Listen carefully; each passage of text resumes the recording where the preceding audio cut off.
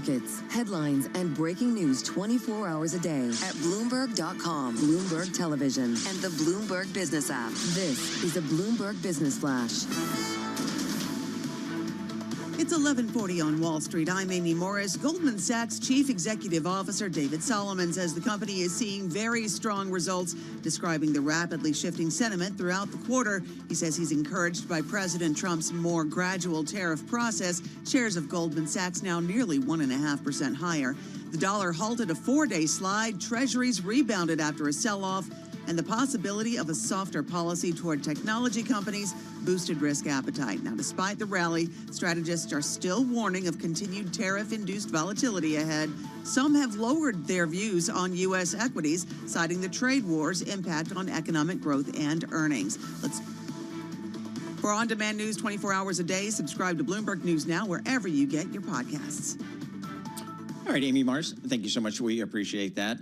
We've got Emily Grafeo sitting in for Alex Steele. I'm Paul Sweeney here. Right now, we're going to go to Washington, D.C. to the Oval Office. President Trump participates in a bilateral meeting with the President of the Republic of El Salvador. Let's listen in.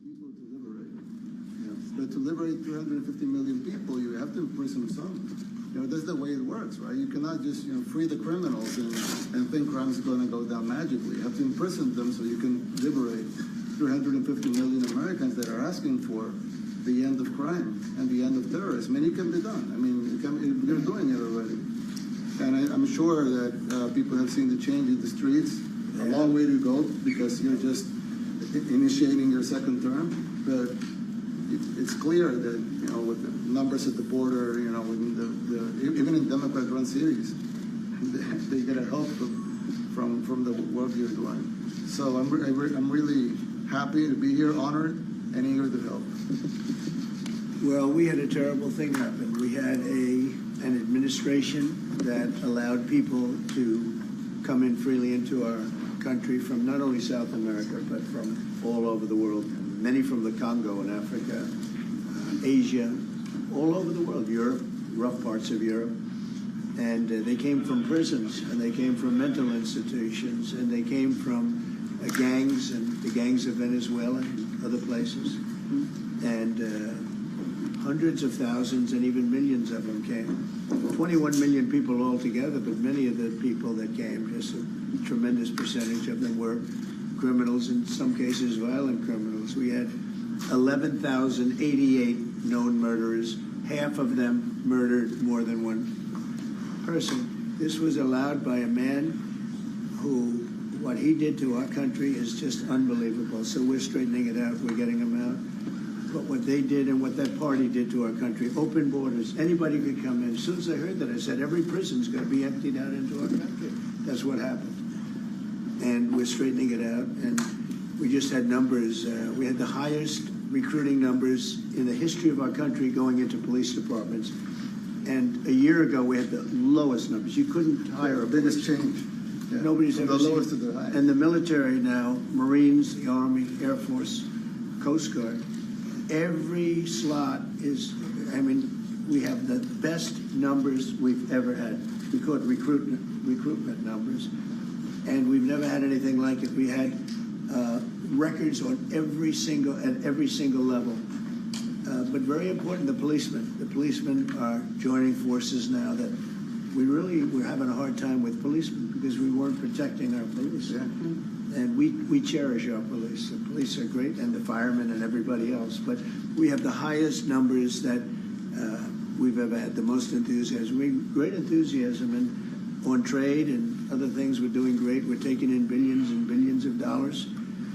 We made, 2 weeks ago, I gave them a little bit of a pause because, you have to show a little flexibility. But we go back to what we have to do. The markets have been very strong once they got used to it. But we were losing $2 billion a day. There's no company big like this. This is the biggest deal ever made. Now we're making $3 billion a day. We're a great country, but we had stupid people running this country, and I can say it. But what they've done to us at the border should never and can never be forgotten. It's a sin, what they did, and you are helping us out, and we appreciate it. Actually, what you're doing with with the border is remarkable. It has dropped, what, 95%? It's incredible. Okay. As of this morning, 99%, 99.1% to be exact. Why are those numbers not in the media? Well, they get out with the fake news, like CNN over here doesn't want to put them out because they don't like putting out good numbers. They only like putting out because I think they hate our country actually. Yeah, but it's a shame. You're right. Isn't that a great question? Why doesn't the media? Why don't they put out numbers? Yeah, 99%. I mean, it's crazy, right? We're doing it's great. A crazy turnaround. Christy, could you maybe say a couple of words about the border? How we're doing? It's just been absolutely phenomenal what a great leader can do. Clear direction. Our laws matter. We should only have people in our country that love us, and the Border Patrol and our ICE officers and law enforcement officers have done fantastic work. So we're proud of them. Now we just need to get the criminals and murderers and rapists and dangerous gang members and terrorist organizations out of our country. So, Mr. President Bukele, we thank you very much for your partnership. It has been wonderful for us to be able to have somewhere to send the worst of the worst and someone to partner with. And we'd like to continue that partnership because it's been a powerful message of consequences. Mr. President, you wanted people to know that there was consequences if you break our laws and harm our people and endanger families. And this is a clear consequence for the worst of the worst that we have somewhere to put them. Thank you very much. Yeah, we even had this gang member from Venezuela, one of the ones you sent, and we interviewed him just to get some information, etc. from them. And he said, "Oh well, I got arrested 6 times, but they released me the 6th time, so I should be released again." And then he said, "Well, what's the last thing you do?" And he said, "Well, I shot a cop in the leg, but I didn't kill him. I just shot him in the leg." And we're like, this guy was arrested 6 times here in the United States, 6 times. He was released 6 times. And in the he was released 5 times, and the last time he was sent to El Salvador, right? So he's not getting released. But the last time he shot a cop, actually, and he shot him in the leg. So these are, like you said, there's something broken. It's the liberal establishment, but they're not running things anymore in this country, and we're run by, and I don't say conservative, I don't say anything, we're run by people with great common sense. Yeah, common sense. Because it's all common sense. Yeah. It's not liberal conservative. It's common sense. Exactly. Do you allow men to play in women's sports? Do you allow men to box your women and box? Because I know you have a lot of boxing. That's violence. That's abuse of a woman. It's abuse of a woman. But we have people that fight to the death because they think men should be able to play in women's sports. And some of those sports, it wouldn't matter much, but it still matters. But some of them are very dangerous for women. Some years ago, like we said, a decade ago or so, women rights movements were pressuring so that we enacted specific laws to avoid men abusing women. And I think those laws were great because there were a lot of men abusing women. But now some of the same people are trying to backtrack on that and actually trying to make new laws allowing men to abuse women in sports. So actually, that doesn't make sense. It doesn't make sense. It's crazy. They have weightlifting records, right? Yeah. A woman gets up and sways. She's incredible. A guy gets up and beats her by 100 pounds.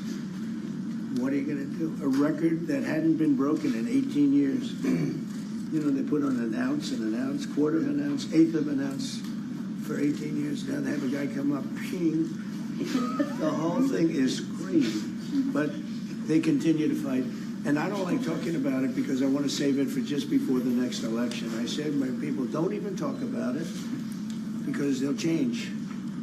And but I watched this morning, there was a congressman fighting to the death for men to play against women in sports. And you say to yourself, why? What are they doing, right? What are they doing? But your country's not too big in that. No, of course not. We're big in protecting women. Good. Yeah. That's a very important form of protection, too. And as you can see, most of my cabinet are women. So That's impressive. yeah. That's why you're And running. they're not DEI hires or anything. They're just can be great too. at what they do. Right? That's right. This is very impressive. Yeah, This is a first. We've had women, but we've never had 3 of them right here. That's 4 and 3 men. Look at what we have. You guys feel a little bit mistreated? That's good. good. I like it. We've been advanced. I've been very advanced in that regard, too. We have Pam, who's been so fantastic. Christy, and the most powerful woman they see anywhere. I know, exactly. She's rated. They're all afraid of Susie Wells. They say, oh, she's tough. Most powerful woman in the world, according to magazines. What do I know? Yes. But I think she probably is. Yeah, she probably is. You know, she probably is. Congratulations. And you know, Stephen, who's done such a great job. Thank you, sir. We have great He's people. very famous, too. But we love working with him. He really lets them have it. Right? Yeah, exactly. There's no games. No. It's very good. He knows. Do you have any questions, please? President Trump. Go on, let's not start Mr. with President. CNN because they're just so Mr. President. wrong. Yeah, please. Yeah, thank you, Mr. President. You repeatedly mentioned last night that Russia's attack on Ukraine was a mistake. What is the exact mistake? And have you given Putin a deadline to actually move toward a ceasefire? The mistake was letting the war happen. If Biden were competent, and if Zelensky were competent, and I don't know that he is. We had a rough session with this guy over here. He just kept asking for more and more. That war should have never been allowed to happen. That war, I went 4 years and Putin wouldn't even bring it up. And as soon as the election was rigged and I wasn't here, that war started. There was no way that war should have been allowed to happen. And Biden should have stopped it. And you take a look at Putin. I'm not saying anybody's an angel. But I will tell you, I went 4 years and it wasn't even a question. He would never, and I told him, don't do it. You're not going to do it. And it was the apple of his eye, but there was no way that he would have done it. All you had to do is lower oil prices. If you lowered oil prices, Biden kept the prices so high because he made it impossible to get it. If you lowered oil prices, you would have never had the war. But you wouldn't have had it with me anyway. That war would have never happened. And I think it's a great abuse. So now what do? You get a country where 25% of its land is gone, and the best locations, where millions of people are killed. You know, you haven't reported accurately the death. And this was Biden's war, and I'm trying to stop it. And I think we're going to do a good job. I hope we're going to do it. They lose 2,500 young people a week, think on average. Now, they're Russians and they're Ukrainians, but it's 2,000. We don't care. It's like whatever it is. They're not from your country. They're not from mine, but I want to stop it. 2,500, it's a killing field. It's like the Civil War. You take a look. I look at the satellite pictures. This should not be happening in our time. Of course, our time can be pretty violent, as we know. But that's a war that should have never been allowed to start. And Biden could have stopped it, and Zelensky could have stopped it, and Putin should have never started it. Everybody's to blame. Have you spoken to President Zelensky, sir, about his offer to purchase more Patriot missile batteries? Oh, I don't know. He's always looking to purchase missiles. You know, he's against. Listen, when you start a war, you got to know that you can win the war, right? You don't start a war against somebody that's 20 times your size, and then hope that people give you some missiles. If we didn't give them what we gave, remember, I gave them javelins. That's how they won their first big battle with the tanks that got stuck in the mud. And they took them out with javelins. They have an expression that Obama at the time, Obama gave them sheets and Trump gave them javelins. But there's something that should have never happened. It's a really shame. The towns are destroyed. Towns and cities are, largely destroyed. They have the spires, the beautiful spires that go up. They say they were the most beautiful in the world in Ukraine for whatever reason, but the most beautiful in the world. They're mostly laying on their side, shattered and broken. And most importantly, you have millions of people dead. Millions of people dead because of 3 people. I would say 3 people. Let's say Putin, number 1. But let's say Biden, who had no idea what the hell he was doing, number 2, and Zelensky. And all I can do is try and stop it. That's all I want to do. I want to stop the killing.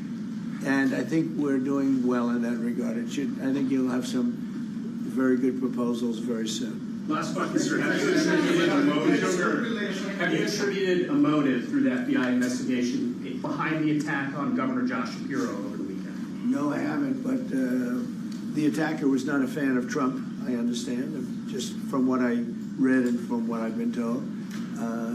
the attacker basically wasn't a fan of anybody. It's probably just a whack job. And certainly a thing like that cannot be allowed to happen. Good relation with President Bukele, the best guarantee that this time you won't terminate the temporary I have protected a status. great relationship with this nationals of El man. Salvador? I have the best relationship with him. We've known each other. I've known him since he was a very young man, as I said, very, very young. And I was impressed. I said, look, this guy is, in fact, you sort of look like a teenager. You look like a teenager. I said, what I kind don't know of a if that's country good is or bad, this? Mr. President. He grew up well in the last 5 years. Do you support the extension for nationals of El Salvador under temporary support protected him. status? Do you plan to ask him? Do you plan to ask him? Let's hear the question from this very low-rated anchor at CB. Thank you, President Trump. Do you Bukele. plan to ask President Low Bukele rating. to help return the man who your administration says was mistakenly Which one is it? deported? The man who was mistakenly deported to El Salvador? Well, let me ask Pam, would you answer that question? Sure, President. First and foremost, he was illegally in our country. He had been illegally in our country. And in 2019, two courts, an immigration court and an appellate immigration court, ruled that he was a member of MS-13 and he was illegally in our country. Right now, it was additional paperwork had needed to be done. That's up to El Salvador if they want to return him. That's not up to us. The Supreme Court ruled, President, that if, as El Salvador wants to return him, this is international matters, foreign affairs, if they wanted to return him, we would facilitate it, meaning provide a plane. So will you return him, And President Bukele? you are doing a great job. Thank you. ¿Usted estaría dispuesto a Wait a minute. Can you just also respond to that question? Because, you know, it's asked by CNN, and they always ask it with a slant because they're totally slanting because they don't know what's happening. That's why nobody's watching them. But would you answer that question also, please? Yes, gladly. So, as Pam mentioned, there's an illegal alien from El Salvador. So, with respect to you, he's a citizen of El Salvador. So, it's very arrogant even for American media to suggest that we would even tell El Salvador how to handle their own citizens as a starting point. As two immigration courts found that he was a member of MS-13. When President Trump declared MS-13 to be a foreign terrorist organization, that meant that he was no longer eligible under federal law, which I'm sure you know, you're very familiar with the INA, that he was no longer eligible for any form of immigration relief in the United States. So he had a deportation order that was valid, which meant that under our law, he's not even allowed to be present in the United States and had to be returned because of the foreign terrorist designation. This issue was then, by a district court judge, completely inverted, and a district court judge tried to tell the administration that they had to kidnap a citizen of El Salvador and fly him back here. That issue was raised to the Supreme Court, and the Supreme Court said the district court order was unlawful, and its main components were reversed 9-0 unanimously, stating clearly that neither Secretary of State nor the President could be compelled by anybody to forcibly retrieve a citizen of El Salvador from El Salvador, who again is a member of MS-13, which, as I'm sure you understand, rapes little girls, murders women, murders children, is engaged in the most barbaric activities in the world, and I can promise you, if he was your neighbor, you would move right away. So you don't plan But to the ask for Supreme anyone Court is to get asking it back? to. And that- what was the ruling in the Supreme Court, Steve? Was it 9-0? Yes, it was a 9-0 In our favor. in our favor against the district court ruling, saying that no district court has the power to compel the foreign policy function of the United States. As Pam said, the ruling solely stated that if this individual, at El Salvador's sole discretion, was sent back to our country, that we could deport him a second time. Well, No version of this legally ends up with him ever living here because he is a citizen of El Salvador. That is the president of El Salvador. Your questions about it, per the court, can only be directed to him. I asked ¿Usted lo President liberaría, Bukele, what is your, Bukele? can President Bukele weigh in on this? Do you plan to return him? Well, I'm suppose you're not suggesting that I'll smuggle a terrorist into the United States, right? It's always how can I smuggle? How can I return him to the United States? Like I smuggle him into the United States, or what do I do? Of course, I'm not going to do it. It's like, the question is preposterous. How can I smuggle a terrorist into the United States. I don't have the power to return him to the United States. But you can release him inside El Salvador. Yeah, but I'm not releasing, I mean, we're not very fond of releasing terrorists into our country. I mean, we just turned the murder capital of the world into the safest country of the Western Hemisphere, and you want us to go back into the releasing criminals so we can go back to being the murder capital of the world? No, that's not going to happen. Well, they'd love to have a criminal, released into I mean, there's a fascination. They would love it. Yeah. They're sick. These are sick people. Marco, do you have something to say about Yeah, I mean, Stephen Island, I don't understand what the confusion is. This individual is a citizen of El Salvador. He was illegally in the United States and was returned to his country. That's where you deport people, back to their country of origin, except for Venezuela that wasn't refusing to take people back or places like that. I can tell you this, Mr. President, no, the foreign policy of the United States is conducted by the President of the United States, not by a court. And no court in the United States has a right to conduct the foreign policy of the United States. It's that simple.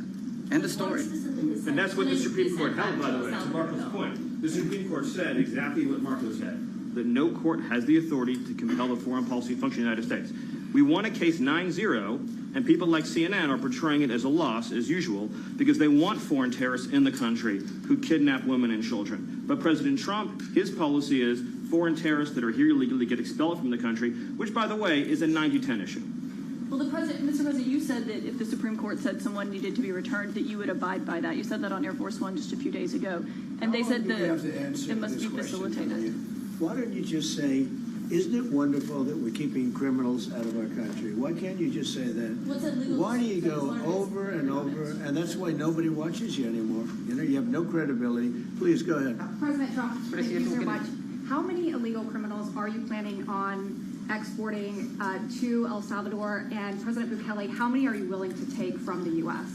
As many as possible. And I just asked the president, it's this massive complex that he built, jail complex. I said, can you build some more of them, please? As many as we can get out of our country that were allowed in here by incompetent Joe Biden through open borders. Open borders. You probably hear open borders and you can't even understand it because nobody can understand it. Nobody smart or with common sense can understand it. So we have millions of people that should not be in this country that are dangerous. Not just people, because we have people, but we have millions of people that are murderers, drug dealers. They've been allowed to come into our country by other countries that were very smart. When they heard that this very low IQ president, and by the way, I took my cognitive exam as part of my physical exam, and I got the highest mark, and one of the doctors said, sir, I've never seen anybody get that kind of, that was the highest mark. I hope you're happy with that, although they haven't been bugging me too much to take a cognitive, but I did do my physical and it was released. I hope you're all happy with it. I notice there's no question, so probably you are. But the cognitive, they said to me, sir, would you like to take a cognitive test? I said, did Biden take one? No. Did anybody take one? No, not too many people took them. I said, what about Obama? Did he take one? No, he didn't take one either. I said, let me be the only one to take one. But I've actually taken them 3 times already. I like taking them because they're not too tough for me to take. But we had a great physical exam, so I know you're going to ask that. And the doctors who are total professionals, Walter Reed Medical Center, they're great people. And I visited a soldier that was badly wounded, incredible soldier, lost his leg, and spent a lot of time with him. I mean, great with his mother. And it was really a very great thing. They do a phenomenal job. I just want to say, Walter Reed, I was there for, 5-6 hours. You were there with me. But I took a full physical, and it came out perfecto, so that's good. That means you've got me for a little longer. Would the U.S. be willing to pay for those facilities to be opened if new ones were going to be built? I'd do something. We'd help them out, yeah. We help them. They're great facilities, very strong facilities, and they don't play games. I'd like to go a step further. I mean, I said it to Pam. I don't know what the laws are. We always have to obey the laws, but we also have homegrown criminals that push people into subways, that hit elderly ladies on the back of the head with a baseball bat when they're not looking, that are absolute monsters. I'd like to include them in the group of people to get them out of the country, but you'll have to be looking at the laws on that, Steve, okay? How essential is it for you guys to be locking up these prisoners? And do you think more presidents should follow suit like you guys as far as taking a hard stance on crime here in the United States? Well, I do. I think everybody has to. I mean, the president said it better than anybody. He said, you know, you have liberty and you have to have liberty, but to have liberty, not everybody is going to be good. And, you know, some are bad because they're sick. They're mentally deranged. They're bad. Why do you think then you have to take them. If you're going to have a country, you're going to have to take those people out. And we've been doing that. But this was like an unforced error, they would call it, where we had people that may hate our country, or maybe they're just stupid people. I think they're probably stupid people more so. A lot of people said they did it for the vote.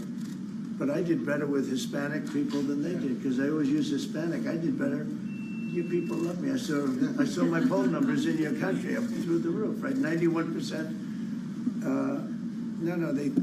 Some people think they do it for the vote.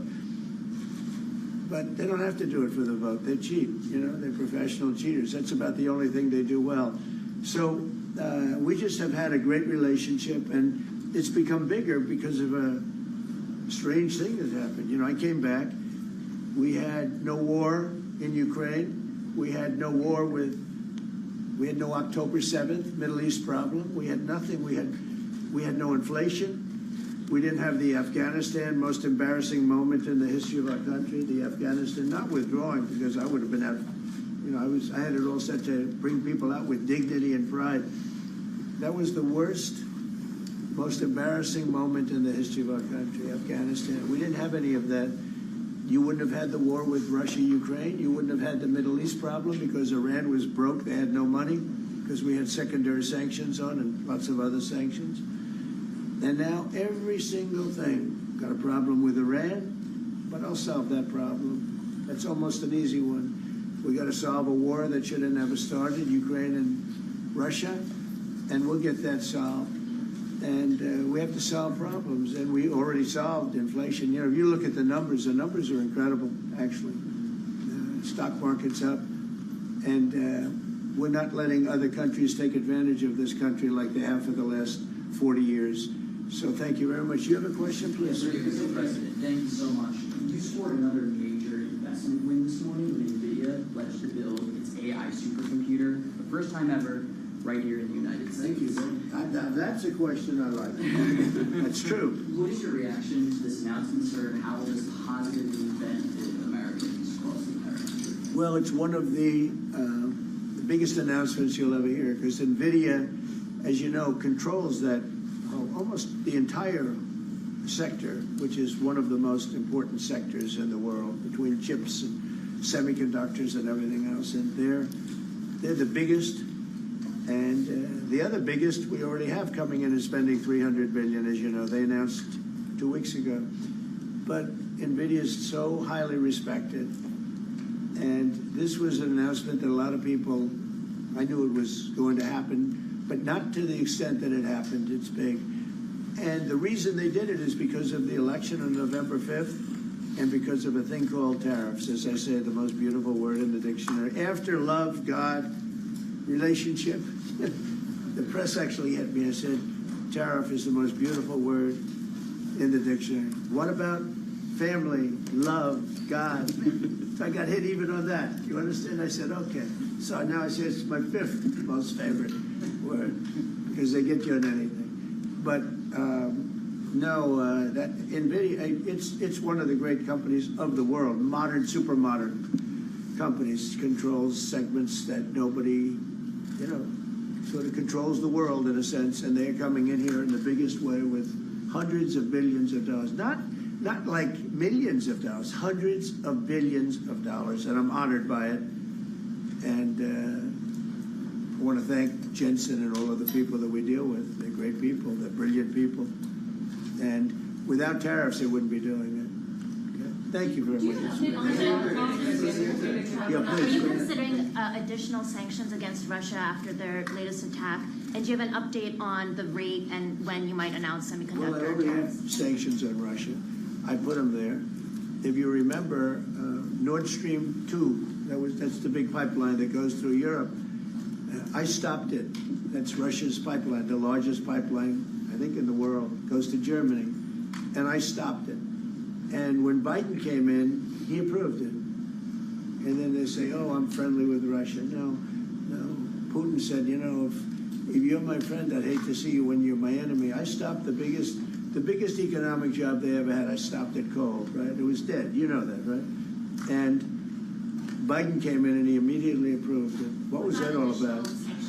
And it's a pipeline that takes care of a lot of the needs. Now, you know, it was a very controversial thing, but I stopped it, and Biden approved it.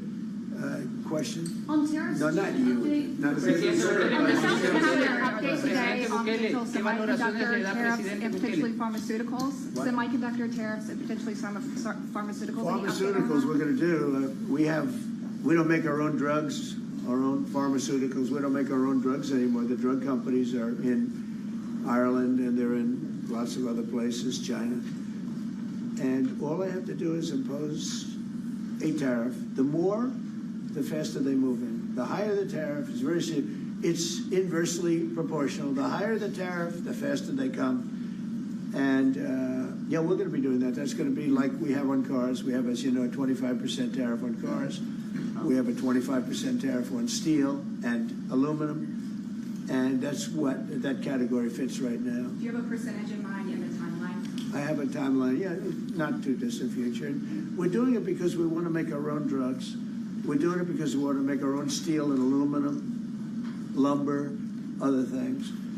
And they're all coming in. We have record numbers, $7 trillion. Since I announced, like a month and a half ago, since I came in, we have over $7 trillion being invested in the country. We didn't have $1 trillion. We didn't have $500 billion for some of these guys. They didn't know what the hell they were doing. So we have the largest investment that we've ever heard of, and we're only 2 months in. And that'll continue at levels that you've never seen before. That's what's going to happen. And even the stock market's up today. It's we also had, you know, we a lot of people didn't say it the way it was. We had the largest gain in the stock market in history on every single category last week. That was a nice game because we get a little hit because people didn't understand the power of our our country economically if you use it right. Do you have something to say on that, JD? Yes, sir. I mean, look, for 40 years we have lost manufacturing capacity. Workers have seen their wages stagnate. And some of the most critical things that we need, from the pharmaceuticals, the drugs that we give to our children, the antibiotics that we give to our kids, to the weapons that we actually need to fight a war, if God forbid we had to fight a war, we don't make enough of that stuff. And so President Trump ran explicitly on changing that. Yes, as the president mentioned, it caused a little bit of disruption in the market, but I actually think over the long term, workers are going to benefit, stocks are going to go up, American businesses are going to benefit as we reinvest and reindustrialize our country. And the auto workers and the Teamsters and all of the unions, you know, not traditionally Republican, but I'm winning those unions by, we're up 40, 50 points on the Democrats. They're losing everything. They're losing everything because they just have policies that are not believable. They fight for policies that are 5% popular, and nobody knows who the 5% are. I mean, nobody can find the 5%. But if you go back to Ohio, and by the way, we have the great championship team from Ohio coming in today, right? Very big day. And that's going to be a little bit later. And that'll be, if you want to stick around, I'll introduce you to some nice people. You'll see some very large people, right? You'll see some people that even you have not seen people like this. These are big, these are 6'7", 380 pounds with no fat. Okay, that's pretty good, right? But the team, the national championship team, is being honored today at the White House, so that'll be exciting. If you're around, you want to stay around, I'll have you up there. You can tell them all about your prison, how you have to behave. Okay. Who else? On electronics. Go ahead, please. You said yesterday that you're making a decision on Iran very quickly. What do you mean by that? Is that a decision to strike Iran? Solve their problem very quickly. Iran wants to deal with us, but they don't know how. They really don't know how. We had a meeting with them on Saturday. We have another meeting scheduled next Saturday. I said, that's a long time. You know, that's a long time. So I think they might be tapping us along. But Iran has to get rid of the concept of a nuclear weapon. They cannot have a nuclear weapon. He can't have a nuclear weapon. Nobody can have. We can't have anybody having nuclear weapons. You know, we can't have nuclear weapons. And I think they're tapping us along because we're so used to dealing with stupid people in this country.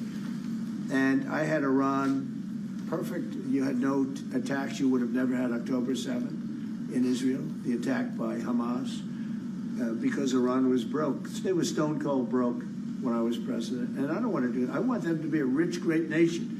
The only thing is, one thing, simple. It's really simple. They can't have a nuclear weapon. And they got to go fast because they're fairly close to having one. And they're not going to have one. And if we have to do something very harsh, we'll do it. And I'm not doing it for us, I'm doing it for the world. And these are radicalized people, and they cannot have a nuclear weapon. Does that include a potential strike on Iranian nuclear facilities? Of course it does. And just a follow-up question, a clarification. You mentioned that you're open to deporting individuals that aren't foreign aliens, but are criminals, to El Salvador. Does that include potentially U.S. citizens fully naturalized Iranian?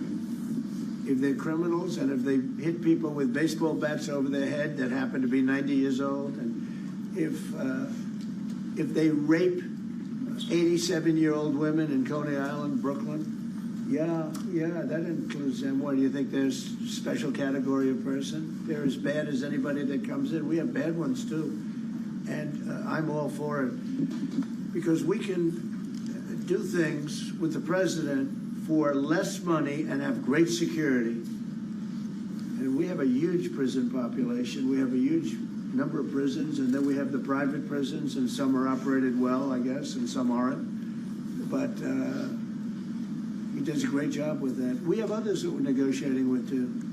But no, if it's a homegrown criminal, I have no problem. Now, we're studying the laws right now. Pam is studying. If we can do that, that's good. And I'm talking about violent people. I'm talking about really bad people. Really bad people. Every bit as bad as the ones coming in. And I made the statement when I heard about this a long time ago now, 4 years ago. When I heard that this guy was having open borders, I said every single criminal from all over the world is going to be dumped into our country. And that's what happened. The jails of the Congo were emptied out. The jails of Venezuela were emptied out. And you know what happened? Their crime went way down. But now Venezuela has other problems. You know what the problem is? They have no money. Yeah. Because I shut off their oil, and we put secondary tariffs because they're not doing what's right over there. They know what to do. We spoke to them. I spoke to them. They know what to do. But they have no money. Venezuela has no money. But Iran had no money. And Iran behaved so beautifully. And then Biden took all those secondary tariffs and tariffs on. I told China, you can't buy oil. If you buy oil from Iran, China, I told it to President Xi, then we no longer want you to do business with the United States of America. And those ships disappeared from that harbor so quickly. China. Get along great with China. Are the talks with Iran productive? Do you want to continue that? The talks with Iran, do you believe those are productive? Do you want to continue that? I think Iran could be a great country as long as it doesn't have nuclear weapons. If they have nuclear weapons, they'll never get a chance to be a great country. They will never get a chance. It won't even come close. Sir, on tariffs. Yeah. Yeah, thank you.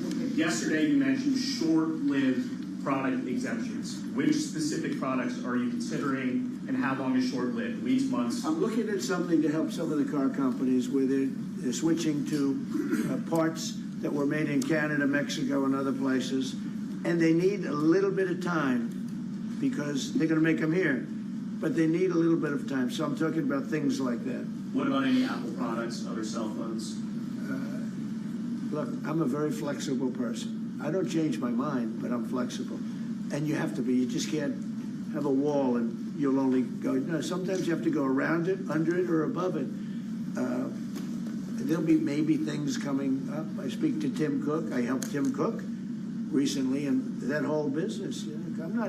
I don't want to hurt anybody. But the end result is we're going to get to the position of greatness for our country.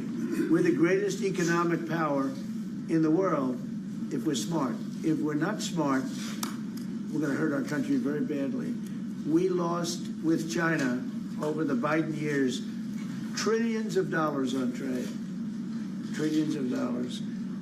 And he let them fleece us. And we can't do that anymore. And you know what? I don't blame China at all. I don't blame President Xi. I like him. He likes me. I mean, you know, who knows? Who the hell cares? Do you have any updates on talks? But you know with what? China? What? Do you have any updates for talks with China? You know, let me just tell you this. I don't blame China. I don't blame Vietnam. I see their meeting today. Isn't that wonderful? That's a lovely meeting. They're meeting like trying to figure out how do we screw the United States of America. Don't forget, the European Union was formed to do just that. The European Union was formed to hurt the United States and on trade. And they get us on NATO because they don't pay their bills. But now, since I got involved, they have been paying their bills. I took in over $600 billion for NATO. Nobody took in anything. I mean, they were all delinquent. They had 8 nations out of 28 paid their bills. The rest of them were way delinquent. And I said, if you don't pay your bills, we're not going to protect you anymore. And the money poured in over 600. The Secretary General last week made that statement. He said, I've never seen anything like it. We couldn't get anybody to pay because the United States was footing the bill for NATO. Well, we got hurt there, and we got hurt on trade, likewise, European Union. And they've got to come to the table, and they're trying to. They're trying to. But the European Union has taken terrible advantage. They don't take our food products. They don't take our cars. We have millions of their cars, BMW, Volkswagen, Mercedes-Benz, many others. They come in by the millions. They don't take. There are no Chevrolets in Munich, I can tell you that. I said to Angela Merkel when she was there, as she was letting millions of people infiltrate Germany, which was not so good we would call them illegal immigrants, but she made them legal. But I said to her, and I get along with her very well, I said, how many Chevrolets do we have in Munich or Frankfurt? Why, none, Donald, none. I said, you're right. And yet we take in millions and millions of cars. No, those days are over. How long Okay, do you think the exemption? Thank you very much, everybody. Thank you, guys. Thank you, guys. Head out the door. Thanks, guys. Mr. President, do you have any comment on the FTC's case against Meta?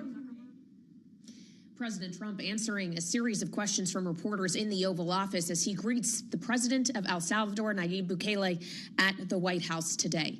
Live in Washington, I'm Kaylee Lyons. This is Balance of Power. We obviously just heard a wide range of subject matter addressed by the president, including, of course, the issues of deportating migrants and imprisoning them in El Salvador, including in the case of one man from Maryland who the administration admitted was wrongly deported. But there is no indication from either the White House or El Salvador's president that they are eager to see Abrego Garcia returned. We'll have more on that later this hour, as well as the president's comments on tariffs just now, as he talked about a not too distant future in which there could be pharmaceutical tariffs applied. He, of course, has said the same about semiconductors over the weekend, saying that is what is coming. It's a different tariff bucket, which is why we are getting the exemptions of some consumer electronics, which we also learned about over the last few days. The president also saying he's looking at helping car companies with tariffs. And interestingly, when asked about exemptions specifically on Apple and iPhones, he said, I'm a very flexible person, noting that he does speak with Tim Cook and he doesn't want to hurt anybody. We'll have more on that, the story around the exemptions and the impact on technology companies coming up in just a moment with Bloomberg's Michael Shepard. But first, let's check on where the markets are, because what was a relief rally over the exemptions has kind of faded a bit. And Amy Morris has a look from here in D.C. Hey, Amy. Hey, Kaylee, you're exactly right. An early stock rally did lose its momentum. Treasuries now extending their gains as volatility persists after seven sessions of big Wall Street swings. We do check markets for you all day long here at Bloomberg. The S&P 500 now up about 0.3%. The NASDAQ is little changed on the upside. The Dow up about 0.2%. The Russell 2000 index is now down 0.1%, or 2.6 points, and the 10-year Treasury yield is at 4.41%. The 2-year yield at 3.86%. LVMH's fashion and leather goods division saw a 5% organic revenue decline in the first quarter. The luxury market's been struggling with sluggish growth, in part because of Chinese shoppers reducing their high-end purchases. Shares of LVMH right now about 1% higher. NVIDIA said mass production at supercomputer plants in Texas should ramp up in the next 12 to 15 months. It's working to produce AI supercomputers entirely in the U.S. They're focusing on manufacturing plants in Houston and Dallas, Texas. The plan is to produce up to $500 billion of AI infrastructure over the next 4 years exclusively in the U.S. NVIDIA shares right now down about 0.5%. For on-demand news 24 hours a day, you can subscribe to Bloomberg News Now wherever you get your podcasts. I'm Amy Morris. That's a Bloomberg Business Flash. Let's go back now to Balance of Power with Kaylee Lines. All right, Amy Morris, thank you so much. With a look at how the markets are digesting the exemptions of tariffs and the words from the administration that suggest they shouldn't actually be seen as exemptions, or don't call them that, because this is just a temporary reprieve setting the stage for what's to come later. For consumer electronics like iPhones, other smartphones, for example, they'll all be put in a different tariff bucket, as President Trump says. Section 232 reviews incoming on semiconductor tariffs. So as we just heard from the president in the Oval Office, there may be some degree of flexibility as to what is and is not carved out from those tariffs. We want to get into all of this now with Michael Shepard, who leads our coverage for technology and strategic industries, our Bloomberg senior editor in those subjects. So, Mike, obviously it has been a confusing couple of days when we're trying to understand what exactly the policy is, what goods do and do not fall into these different categories. But basically the administration is saying there's still tariffs coming for these things.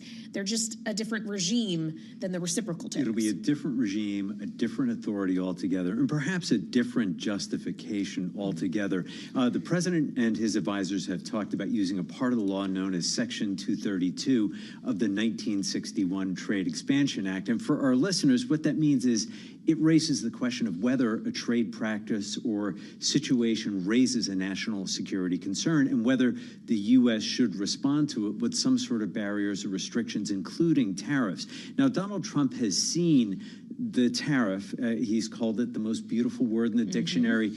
And in his Oval Office appearance right now, he credited tariffs with helping spur investments, not only by the one from NVIDIA that he was talking about today, but by so many other companies. He really sees it as that effective tool.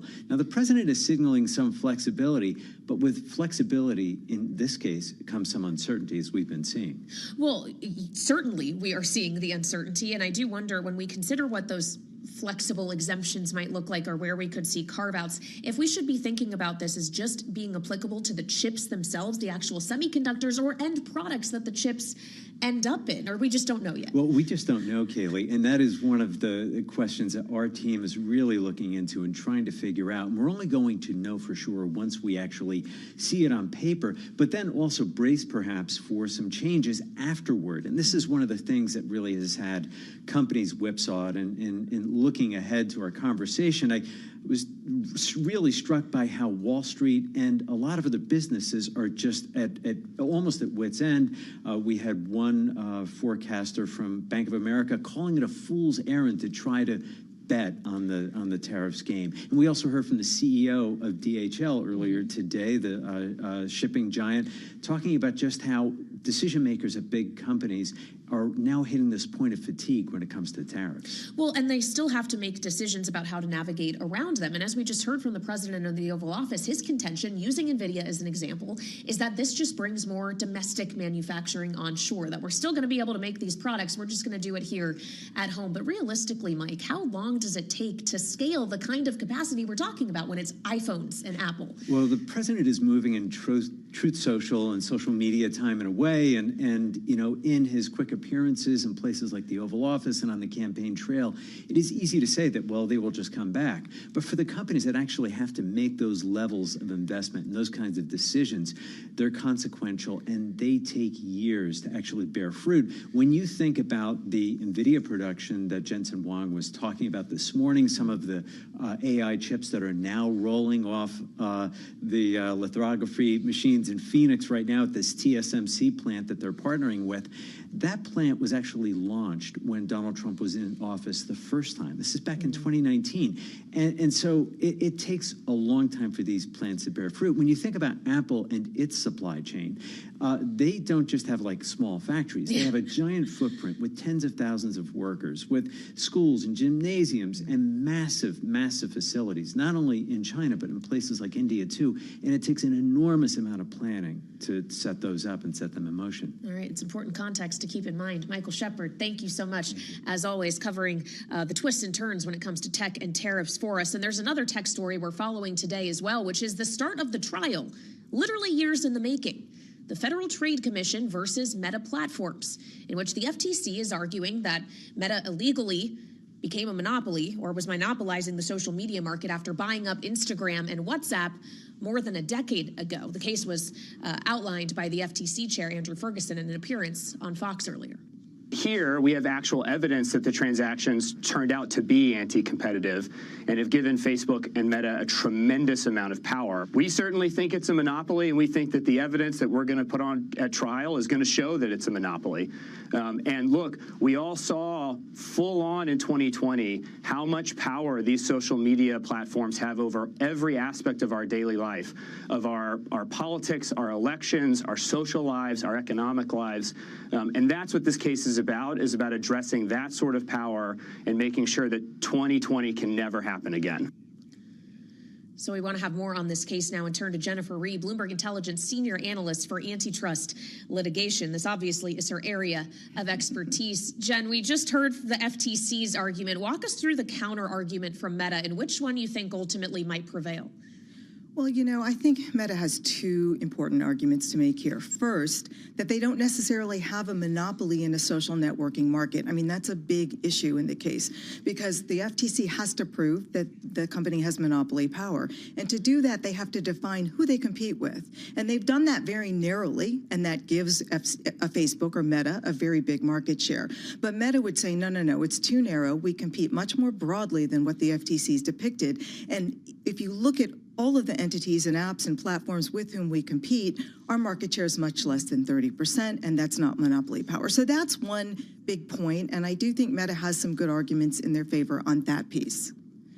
The second piece is that the FTC has to prove consumers have been harmed by this conduct. Now, the conduct is the acquisition of WhatsApp and also the acquisition of Instagram. They were a long time ago. The technology changes very quickly. Who's to say what the marketplace would look like today if Meta hadn't bought these companies and poured in resources and turned them into what they are? They might have died, for all we know. We just don't know. That's a very difficult thing to prove, that consumers were actually harmed by virtue of these purchases. Okay, so it does seem like there is a bit of an uphill climb, perhaps, although that might apply to both sides. But let's talk about the scenario in which the FTC actually is able to prevail. Would it automatically be as remedy that Instagram and WhatsApp have to be split off? Meta has to divest those entities, or are there other avenues? Well, that's what the FTC will seek. That's what they want here. And if they win a liability, they'll certainly go for that, I believe. The judge could impose something that's lesser, some sort of behavioral condition.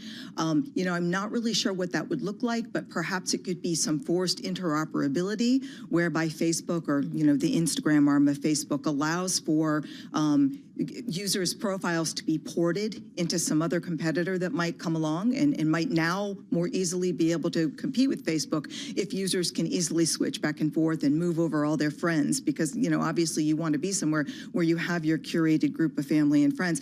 Something like that is possible. And the other thing, Kaylee, is that settlements can always happen in litigation at any time. So even if there's a liability win here, we have heard President Trump say, well, he thinks some of these American companies, tech companies, need to be punished. He said this in the context of Google, mind you, but not necessarily broken up. And so if it looks like it's going in that direction, perhaps before we get there or during an appeal, the FTC could settle with Meta for something different. Well, and there has been reporting that Mark Zuckerberg, who attended Trump's inauguration, has made multiple visits to the White House, has been pushing for the settlement. Just in our final minute here, though, Jen, is that really up to President Trump? Can he dictate that, or this is now in the hands of the judge and the FTC? Well, at this point, it's in the hands of the judge. But no matter what the judge does, a case can always settle. So even if there's a decision against Meta down the road, Meta will appeal. It'll continue on. The Trump administration could settle. It isn't really in his hands. But we have heard the FTC chair say if the president gives him a lawful order, he will follow that order. All right, Jennifer Rhee of Bloomberg Intelligence, thank you so much. And I just have to note here, for those who have been watching other court drama pertaining to this administration, the judge we're talking about in this case is James Boasberg, the very same one who has been at the center of the controversy over the flights deporting alleged Venezuelan gang members to El Salvador. So there is an interesting linkage here, especially as President Trump is meeting right now as we speak with the president of El Salvador at the White House. And we're going to get into that with our political panel. Rick Davis and Jeannie Shanzano are on the way next here on Balance of Power on Bloomberg Radio.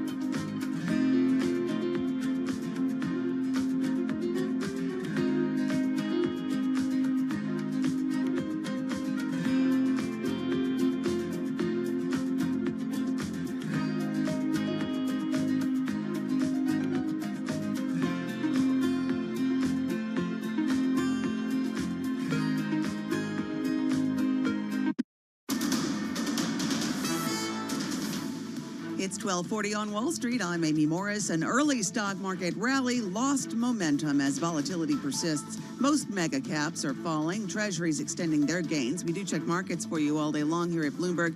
The S&P 500, it's up about 0.5%. NASDAQ up 0.25%. And the Dow is up 0.3%. The 10-year Treasury yield at 4.41% and the 2-year yield at 3.87%. And despite the current uncertainty, most equity strategists still believe the S&P 500 can rally through the remainder of 2025. NVIDIA plans to produce as much as $500 billion worth of AI infrastructure in the U.S. over the next 4 years through manufacturing partnerships.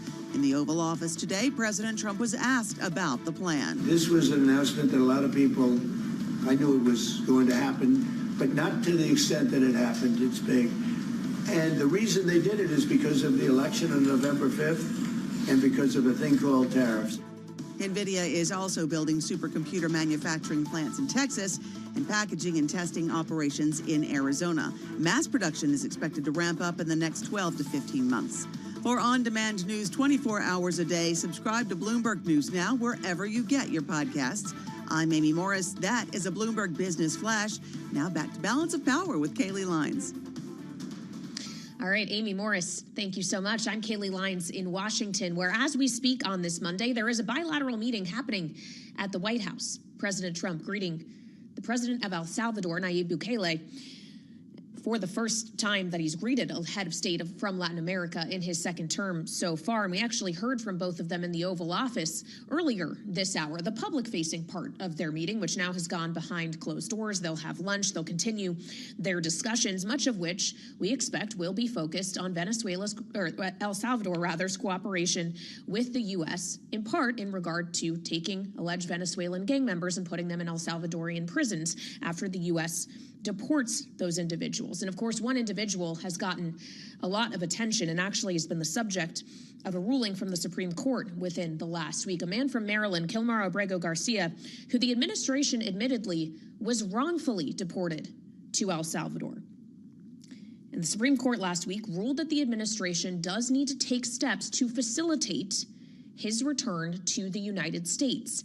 But when asked about this in the Oval Office, President Trump deferred to the Attorney General, Pam Bondi, who suggested that actually it's up to El Salvador as to whether or not they want to return him. This was echoed by Stephen Miller, who suggested that he is an El Salvadorian citizen, and therefore it's inappropriate for the U.S. government to play a role here, indicating this is the choice of El Salvador. And speaking on behalf of his country, the president, Bukele, suggested that the question as to whether or not he would return Abrego Garcia was, quote, preposterous, and that he would not be returned to the United States. The question now is, does this seal his fate? And we turn to our political panel on that one. Rick Davis is here, Stone Court Capital partner, Bloomberg Politics contributor, and Republican strategist, alongside Democratic analyst Jeannie Sheehan Zaino, also a Bloomberg Politics contributor and senior democracy fellow at the Center for the Study of the Presidency and Congress. Jeannie, I wonder what you make of what we just heard coming out of the Oval Office, which does not necessarily jive with what the actual ruling of the court dictated. But does this signal this administration is not going to abide by the words of the justices? Yeah, there was so much of that press conference that was stunning. Number one, that the president is thinking about or would like to include American citizens in these deportations. And as it pertains to Abrego Garcia, the back and forth about, well, we can't do anything, and then Bukele can't do anything. I think the blame here goes on a very tepid Supreme Court. They released this decision that was interpreted by many as a 9-0 ruling against the administration. But their language that you just quoted, Kaylee, about facilitate, but don't go too far in impeding on the executive branch's ability to conduct foreign policy, has led to this opening. And we heard that reiterated by Stephen Miller right away, who said that the Supreme Court decision was a win for them. And then, of course, Pam Bondi, Marco Rubio, the president, and so on and so forth. So for now, his fate is sealed. They are not going to take steps to bring him back. And this really puts the onus on the Supreme Court and the federal courts, who are going to have to check the executive branch's power a lot more strongly than they did this first time around. Well, and when thinking about the check, knowing how many times we've heard the phrase constitutional crisis floated already in this administration, Rick, the questions as to whether or not they were going to abide by the ruling of the courts or decide to ignore them. Would you see this as an example of the administration defying the high court, or was the ruling just too fuzzy that it did leave enough wiggle room? Yeah, so I think the key thing is the point you're making, Kaylee, about, like, is this going to be, a ruling by the judge that they ignore? And I think the message they sent today from the Oval Office was, we're not going to ignore it. We're going to oppose it. I mean, they both leaders characterized this individual as basically a terrorist, that somebody in El Salvador who belonged to a gang.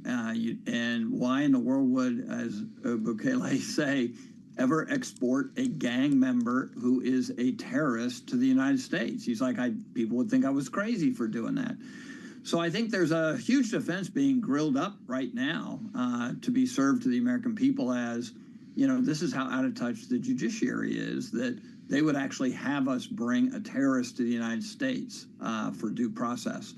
And, it kind of was reminiscent of the debate we had around Taliban terrorists and whether they would receive justice at the hands of the Department of Defense, military justice as a combatant, or whether they were going to receive justice by the civil system. And I think the lesson we should have learned is that American voters don't like the idea that we go out of our way to give due process to people who are deemed to be threats to our society. And so I think, from a purely political point, forget, whether or not this is a human rights issue. It's a winning issue for the president to be able to say, hey, this just shows you how out of touch these justices are. I have to be able to conduct policy, foreign policy, the way that I want to see do it. And that includes keeping terrorists out of my country. And I've deemed this person to be a terrorist.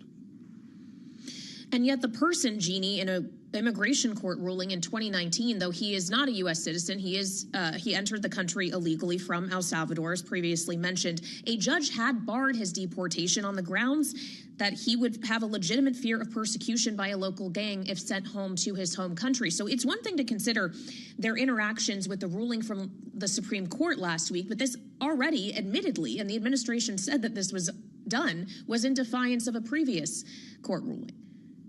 This was, and I think, the reality is, to everything Rick said, they have produced not one scintilla of evidence to show that he is a terrorist. So Rick can say he believes Donald Trump. I can say I do not, but none of that matters. The reality is that a federal court judge said he could not be deported. Then they did, and by their own admittance, it was a mistake. And now they are saying we can't possibly get him back. And let's also look at the fact El Salvador in this context is a contractor to the United States. So the United States still maintains jurisdiction there. And in fact, the administration knows that because they would like to set up under Prince or somebody else a U.S. portion of that prison so that we do have control over that. So the jurisdictional issues abound. But the reality is, as the president said, that he would just like to deport people he deems to be terrorists and or horrible criminals. Nobody is saying that it's great to have terrorists here, but the fact is that one man in our system cannot decide who is and who is not a criminal and who is not a terrorist. That's why we go to courts, and that's why we abide by court rulings, regardless of whether we agree or not. They should bring him back. They know they should. They are taking sort of cover under a very vague decision by the Supreme Court, who is going to have to step up if it is any intention to upholding due process. And if it doesn't, then that is a horrible situation for all of us to find ourselves in. As the president just announced, he doesn't see any problem with similarly deporting U.S. citizens as well. And obviously the due process questions go well beyond the case of Abrego Garcia, but to all of those migrants who were put on that plane bound for El Salvador. I want to return, though, to the point Jeannie was just making, Rick, about El Salvador, in this instance, being a contractor of the U.S. government. The U.S. is paying for these prisoners to be housed there. This is a financial benefit, presumably, for Nayib Bukele as he's meeting with President Trump right now. Just can we talk more about the nature of the relationship of these two leaders who have been openly fond and supportive of each other? There is no reason to believe that these ties and the deepening of this relationship when it comes to deportation is not set to continue. Yeah, look, I mean, Donald Trump likes, authoritarian figures, and the head of El Salvador is probably one of the most authoritarian figures in south of the border. And so it doesn't surprise anybody that Donald Trump's taking a shining to him. And part of his rise to power in El Salvador was based on trying to clean up what he described today in the White House as murder capital of the world. And he was probably pretty close to that. So therefore, the rise of supermax prisons in El Salvador, initially to contain gangs and illegal acts from his own citizens, but with the space available, why not rent out some space? Look, we've been using private prisons in the United States for a long, long time. And the reality is that it serves a useful purpose, at least in the context of Trump's foreign policy and immigration policy. So I think even today, Donald Trump encouraged Bukele to build more of these. We've got a lot more people we could be sending down to you. But one of the things we do have to understand, and you mentioned this, is we're paying for that. Those are taxpayers' dollars going into a prison to house arguably people from other nationalities who have been exported. And so I think it's as much an issue for American taxpayers as it is law and order to say, hey, is this what we want to be using our money for? I thought we were deporting people back into their country of origin, not just stick them in a prison in El Salvador and throw away the key. Well, I want to talk about another deportation case, or a case of a visa being revoked. Multiple, of course, we've seen of those pertaining to speech and pro-Palestinian protests. Jeannie, there was some interesting reporting out from the Washington Post in the case of Rumeysa Ozturk, the detained Tufts University student. The Washington Post indicating that the State Department, before she was actually arrested by ICE, determined that the Trump administration had not produced any evidence showing that she engaged in anti-Semitic activities or made public statements supporting a terrorist organization, as the government has alleged. Does this have any bearing on the outcome of her case here if it can't actually stand? Jeannie, I just wonder what your reaction to these developments are. It's just stunning. Days before, as you mentioned, she was grabbed off the street. Many people describing this as an abduction. And I know, Kaylee, you played the clip before. People should watch it. Stunning. Somerville, Massachusetts, a place I know well, a suburb of Boston. In late March, this young woman, a PhD student, 30 years old, picked up by plainclothes police officers and security folks in masks and essentially taken away, and now she has been sitting in a Louisiana private detention center. And we learned, because of the great reporting of the Washington Post, that they knew days prior to that she had not done anything that would link her to anti-Semitic activities or public statements or material support for terrorism. So we are left with what Bernie Sanders described in LA and at Coachella this weekend as a country in which we are okay with picking up young women off the street, throwing them in prison for nothing more than an opinion about a political issue. And by the way, an opinion about a political issue shared by millions of people in the country and around the world. It's utterly stunning. It should not happen. And to hear Marco Rubio has supported this in the aftermath is absolutely baffling to me, having followed Marco Rubio for years. To hear him make these statements, stunning. All right, Jeannie Shan Zaino, and Rick Davis, our political panel, joining us on this Monday. Thank you so much. They'll, of course, be back for more in the second hour of Balance of Power as we have to return to the conversation around tariffs, which is trickling through financial markets today. Of course, the clarification from the White House on consumer electronics being exempt from the 10% global baseline tariff and the 125% reciprocal tariff rate on China. But President Trump warning that semiconductor tariffs are still coming and that all those goods could fall into that new bucket, even if he's going to have some degree of flexibility on the actual implementation. That is why we are seeing stocks off of session highs. We're up about 0.4% on the S&P 500, the NASDAQ 100 up just about 0.1%, and Apple specifically right now higher by 2.4%. That is well off the highs of the session as well. I would note some bid coming into the bond market. We're down 8 basis points on the 10-year to 441, and we'll have much more coming up on the markets and politics here on Bloomberg.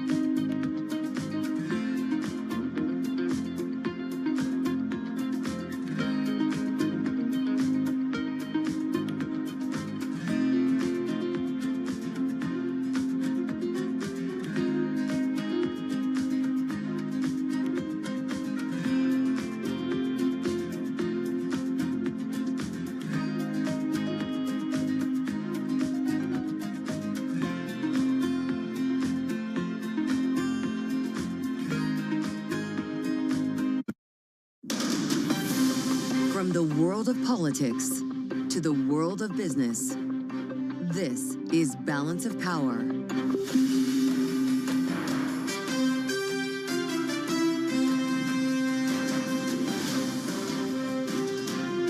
Live from Washington, D.C.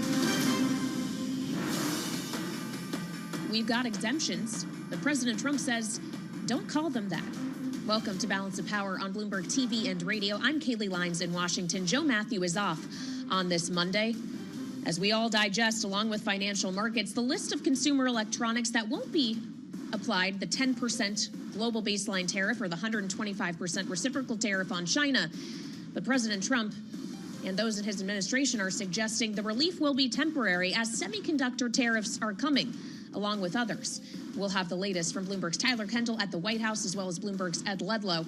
Plus, we'll talk about the impact on the equity market with Katrina Dudley of Franklin Templeton. Our political panel, Rick Davis and Jeannie Shanzana, will be here too, as President Trump is still meeting with the president of El Salvador at the White House. And we'll touch on geopolitics too this hour with Michael Allen of Beacon Global Strategies. But first, let's touch on the markets, how this tariff news is filtering through the trade on this Monday. Amy Morris has a look from here in Washington. Hey, Amy. Hey, Kaylee. American consumers did expect higher inflation this year. Median expectations for year-ahead inflation rising to 3.6%. We bring you the markets right now all day long here at Bloomberg. The S&P 500 is up about 0.5%, and NASDAQ is now up about 0.25%. The Dow up also close to 0.5%. The 10-year Treasury yield at 4.41% and the 2-year yield at 3.86%. Pfizer halted development of its obesity pill because of liver damage in a clinical trial. The company will instead invest in earlier stage treatments for the obesity market. It is expected to reach $130 billion by the end of this decade. Pfizer's decision may also lead to acquisitions of promising weight loss compounds from biotech companies. The company has $15 billion earmarked for future deals. Shares of Pfizer now 0.5% higher. Goldman Sachs Chief Executive Officer David Solomon says that company is seeing strong results, describing the rapidly shifting sentiment throughout the quarter. He says he's encouraged by President Trump's more gradual tariff process. Shares of Goldman Sachs nearly 2% higher. And later today, tune in for our exclusive conversation with U.S. Treasury Secretary Scott Bessent, live from Argentina with Bloomberg News' Anne-Marie Hordern. It's 4 p.m. Wall Street time here on Bloomberg Radio, TV, and on YouTube.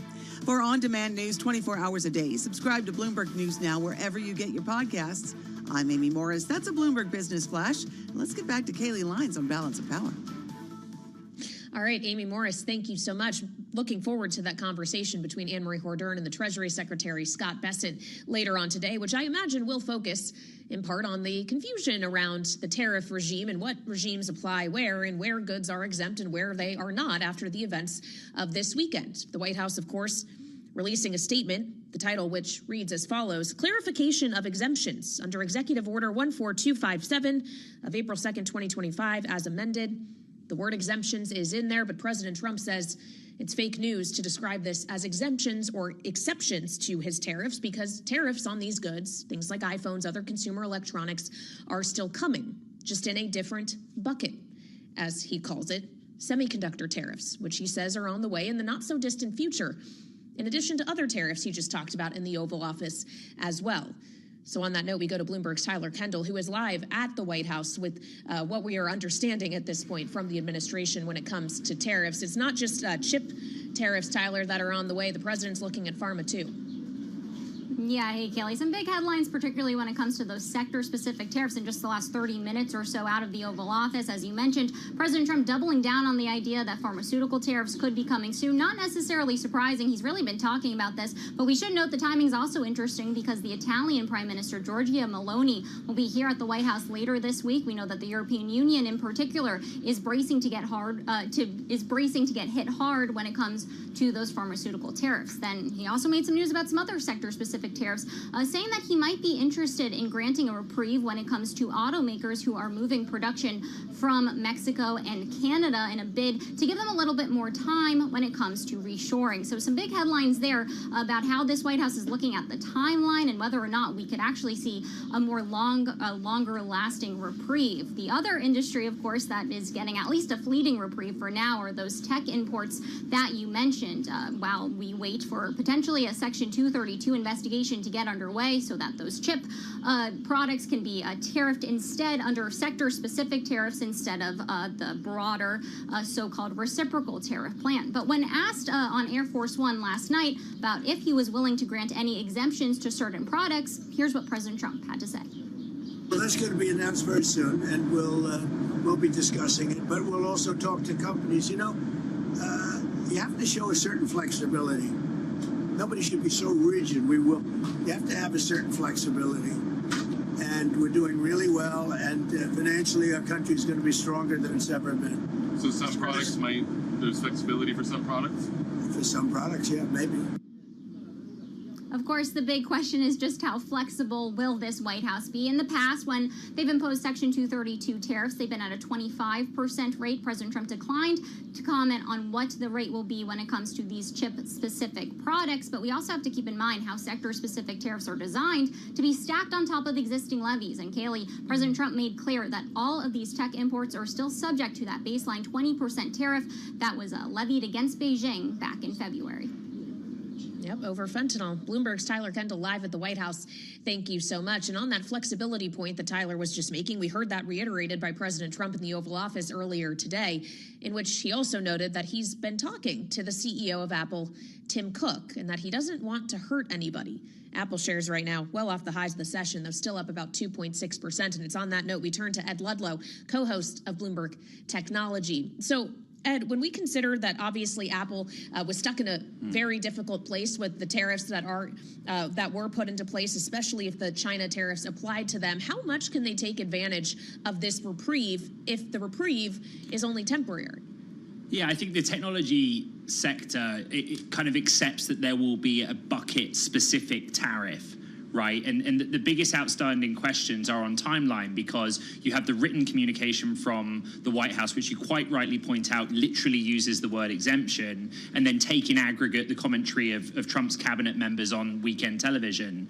But something specific at the semiconductor level also branches out to the rest of the electronics industry, right? Because smartphones, laptops all have chips in them. You need to understand what that's going to be. And you know better than I, the biggest kind of unknown here is a Section 232 investigation, which looks at the impact of tariff policy on national security. Essentially, it's a tool that's been used in the steel industry, for example. But you know, looking at history, those investigations take the better part of a year.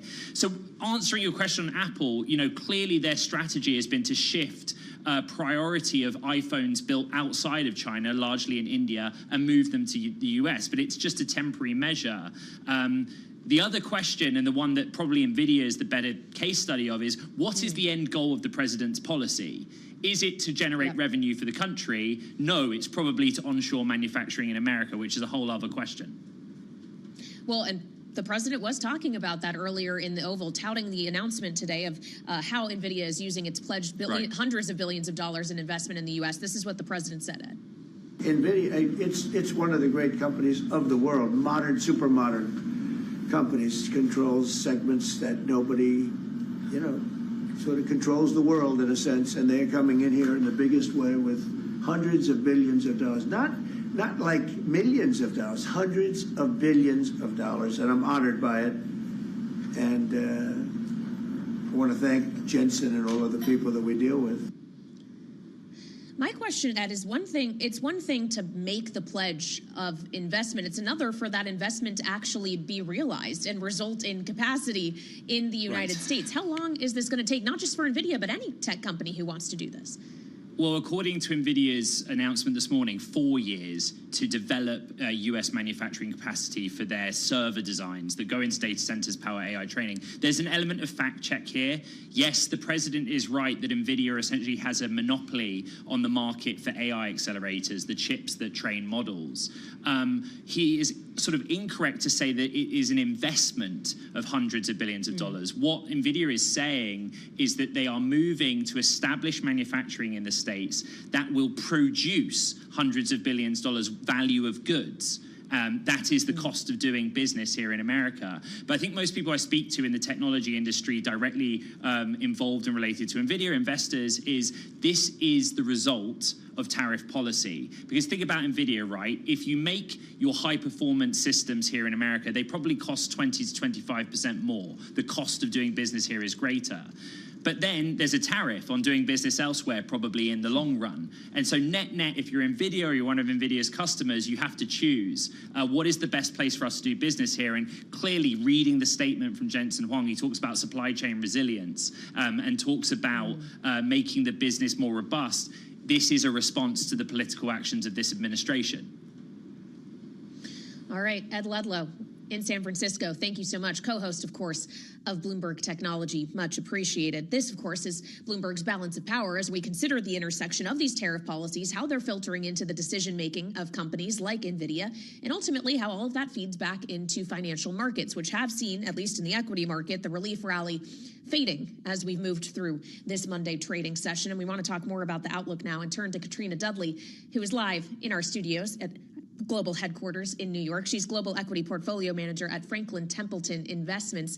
Joining me here on Bloomberg TV and radio. Katrina, it's been a while. Obviously, it has been a month, a week, a year that has been absolutely wild when we're contending with tariff policy. I wonder what you make of this conversation around technology-oriented exemptions, specifically the idea that there is a bit of a reprieve here, that the president suggests he will have some flexibility in carving out certain goods from these tariffs. Do you see all of that as good news, or is there still enough bad news in terms of the baseline tariff rate that is still in place, the tariffs on China that will remain with no real progress seen toward a deal? Is all of that still enough to be dragging on risk appetite? I think, look, when we look at tariffs and the conversation, the key, as you're talking about, is flexibility, that the president is willing to listen. He's watching the market, he's watching the reaction, and he's listening to CEOs, and he's listening to what they're telling him. And in this case, we've got some CEOs are reacting in terms of, we are going to make investments in America. And that, from a perspective of an American, is really good from us from a resiliency perspective, as well as that reshoring of jobs and helping that middle class. And then you've got on the other side the fact that these factories don't just get built overnight. And I think that there is a need to phase in some of these tariffs and phase in those measures, which I think he's going to do through that exemption mechanism. Well, I guess there's a question of what happens in the interim when we're actually considering the health of these corporations and their financial picture. Knowing we're now in the heart of earnings season, I wonder, Katrina, how you expect the uncertainties around this policy that remain, the difference in the short and the long-term outlook to manifest themselves in what we're hearing, not just about the results looking backward, but what kind of guidance companies are really able to provide going forward?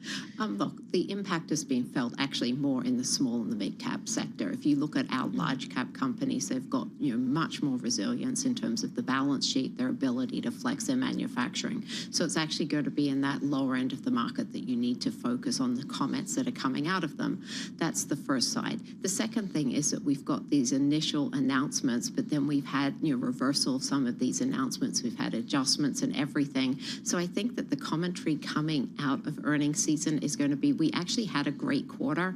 Spending held up. And so the numbers for the backward-looking quarter are going to be okay. It's just going to be that uncertainty that relates to the forward outlook. And I think that CEOs who talk about the variables and talk about what they're looking at and what is causing that variability will be rewarded by the market. Well, and which would you be more concerned about when we consider the different variables in the forward picture? The idea that it's not clear what the tariff rates will be, so therefore what kind of margin compression companies might be dealing with, or the idea that it's not clear what economic impact the tariffs will have and how much demand there will still be that these corporations get to be on the receiving end of. Which would you say is the greater risk here, or are they just too entwined, Katrina? They're actually both risks to the market. The first of all, in terms of the amount of tariffs, the question is how much of that gets passed on to the consumer. The second part of this is how much of the consumer is actually doing forward buying or has been doing forward buying, like buying 2 or 3 Apple iPhones ahead of the announcements. So you could have some unevenness in terms of demand patterns, and that's something that we're watching. But if that margin pressure, if you look at corporate margins, they're at very, very strong and high levels. So I think that there's some ability of them to absorb some of those tariffs in their own margins. And that doesn't worry us because we think that companies are well positioned. Well, and I wonder what companies you see as best positioned here, Katrina. Is it staples really that are the safest haven right now? Where else would you be recommending you seek a harbor in what has been a pretty incredible storm? But when you talk about a staple, those staple companies are still subject to goods that have got tariffs on them. We don't make all of our produce here in America. And so they're subject to the same characteristics as before. So I think it's actually very unusual because there's so many different factors that people people have got to look at that are influencing this market that haven't influenced it before. We talk about the partisanship that's really impacting the ability to trust any type of forward-looking sentiment index, because you've got that dichotomy between the Republicans and the Democrats, as well as the fact that, you know, things like tariffs, we've had them in terms of industry-specific tariffs with long investigation periods, but now we've got them, they're being implemented quickly, and they've been implemented in a much more, you know, broad brush manner, and that's going to impact the consumer. So it's just a different conversation, and that's what we're kind of working through and listening to companies to see how it impacts their bottom line.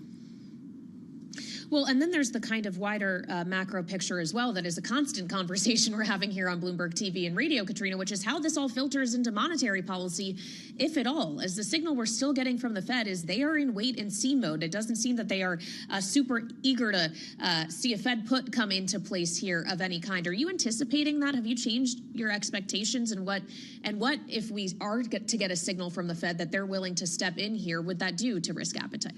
It's very difficult for the Fed to step in because one of the metrics that they're watching is inflation, and they've spent a long period of time getting inflation, which was at very high levels and very far away from target, back down close to 2.6, very close to their target level. And then so that's on the Fed that's kind of looking at, we've got low unemployment numbers, we've got an inflation number that we've kind of got under control, but tariffs potentially are a headwind to that they could cause inflationary pressure. So the market, though, is pricing in 3 Fed cuts. I think we're at less than that. We do think that the Fed is going to be very cautious before they step in. I think you've talked about a Fed put. I think that President Trump is more likely to make commentary that supports the market versus the Fed. Well, a lot of people thought we found the Trump put last week when he noted what was happening in the bond markets and issued this 90-day delay. In our final minute here, Katrina, though, obviously what happened in the bond market, as well as what we've seen in the weakness of the dollar, has kind of contributed to this, if not narrative, question as to whether we are now reconsidering U.S. exceptionalism from an equity standpoint. Do you think the end of U.S. exceptionalism is upon us? Absolutely not. I think that the America and our resiliency and our ability to adapt is what makes this country so unique. And I don't think that anything that's happened has actually undermined that. If I take a look at the factors that support entrepreneurialism, and I look at the factors that are encouraging investment back into this country by a number of companies, NVIDIA is just the latest company that's doing that on top of a TSMC. I think that the American story continues to work here.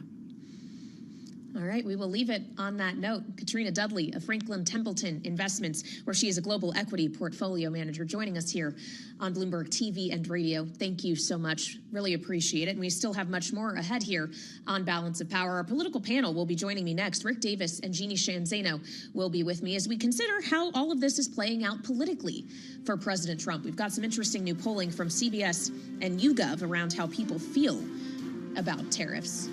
And also just a red headline crossing the Bloomberg terminal. Harvard rejecting a proposed agreement with the Trump administration. Of course, we've seen a bit of a jockeying between higher ed and this White House. We'll get into that with our political panel as well. Up next, right here on Bloomberg TV and radio.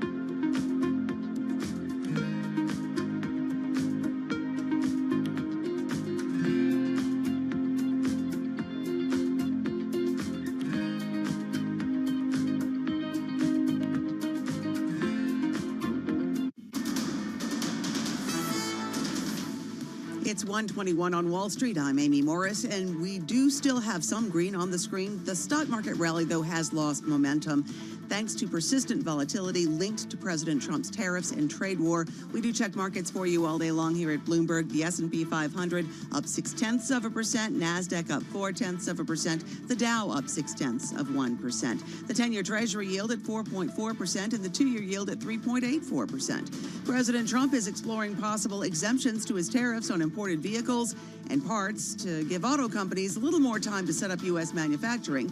General Motors shares have jumped now 4%. Stellantis are 2% higher, and Ford shares more than 4% higher. Goldman Sachs traders posted their highest quarterly revenue haul on record, riding a wave of volatility triggered by the emerging global trade war. Equity trading revenue rose 27% from a year earlier. Goldman Sachs traders now, their shares are now nearly 2% higher. Had to check that for you. For on-demand news 24 hours a day, subscribe to Bloomberg News Now, wherever you get your podcasts. I'm Amy Morris. That is a Bloomberg Business Flash. Let's go back now to Balance of Power with Kaylee Lines. All right, Amy Morris, thank you so much. Live in Washington, where we are focused on basically one thing, and that is President Trump's tariff policy. And that seems to be, if not the singular, the primary focus of financial markets, as well as Amy was just running us through. And it was a big topic of conversation on the Sunday shows this weekend, where you had a number of members of the Trump administration fanning out across the networks to defend and explain President Trump's tariff policies, from the Commerce Secretary Howard Lutnick to Trade Advisor Peter Navarro, Kevin Hassett of the National Economic Council, and USTR Jameson Greer all shared their thoughts this weekend. The president is on it. It's very, very important for people to understand, why we're doing what we're doing. What President Trump is doing in his vision and his leadership is to completely realign the world economy, but in so doing, put America first. The world cheats us. They've been cheating us for decades. We have been living under a tariff regime, but it has been the regime of other countries. But more importantly, they cheat us with the so-called non-tariff barriers. It's the VAT taxes, the dumping, the currency manipulation. We can't be relying on China for fundamental things that we need. It's going to be up to these countries to come to the table, continue coming to the table, and make these kinds of offers. So the administration outlining its vision when it comes to trade. The question is whether it's a vision that the majority of the country and the American electorate actually shares as well. And on that note, some interesting polling came out this weekend from CBS News together with YouGov that focused on tariffs and the economy overall. Here's a few of the highlights for you. On tariffs, largely, 58% said they oppose President Trump's new tariffs on imported goods. Just 42% said they favored them. And 75% said the tariffs will increase prices in the short term. Another 48% said they will increase prices in the long term. Smaller minorities said they would have no impact, or they weren't sure, or that they would decrease prices. Plus, another finding in this survey, nearly 2/3 think the new tariffs will make the economy worse in the short term. All that said, when we consider President Trump's overall approval rating, 47% approve, 53% disapprove. So I want to get into these figures now and how the policy is playing politically, and turn to our political panel. Bloomberg Politics contributors Rick Davis and Jeannie Shanzano are with me here on Bloomberg TV and radio. Rick, of course, is a partner at Stone Court Capital and Republican strategist. Jeannie, a Democratic analyst and senior democracy fellow at the Center for the Study of the Presidency and Congress. Rick, when you look at figures like this, it would suggest that these policies, as much as President Trump believes them and continues to define tariffs, or say tariffs is his favorite word in the dictionary, that it's not necessarily favored by the majority of the country. Does it ultimately, though, make a difference for this White House?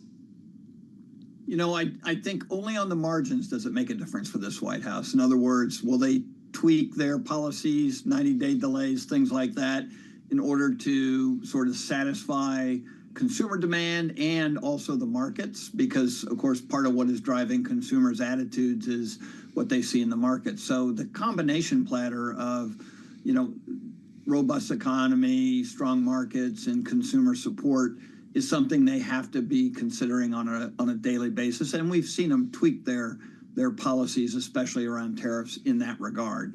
That being said, these consumers are pretty grumpy. We saw last week the Michigan Consumer Sentiment Index came out, very similar numbers, worst expectations for inflation since 1981. So, the book is getting written pretty strongly right now that maybe we can't necessarily depend upon consumers to keep this economy running.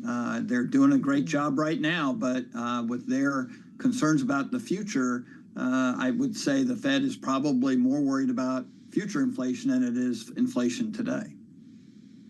Well, and I guess it's a question of how far into the future, because when we consider the kind of language in this polling data, Jeannie, again, 75% said the tariffs will increase prices in the short term. Nearly 2/3 think new tariffs will make the economy worse in the short term. And the White House hasn't necessarily pushed back on the idea of there being some detrimental impact in the short term. They keep saying short-term pain for long-term gain. I guess the question is it enough for consumers to tolerate that in the short term if they believe in the long-term game, or do you think that belief still might be missing as they consider what this is actually going to do to their wallets and household balance sheets?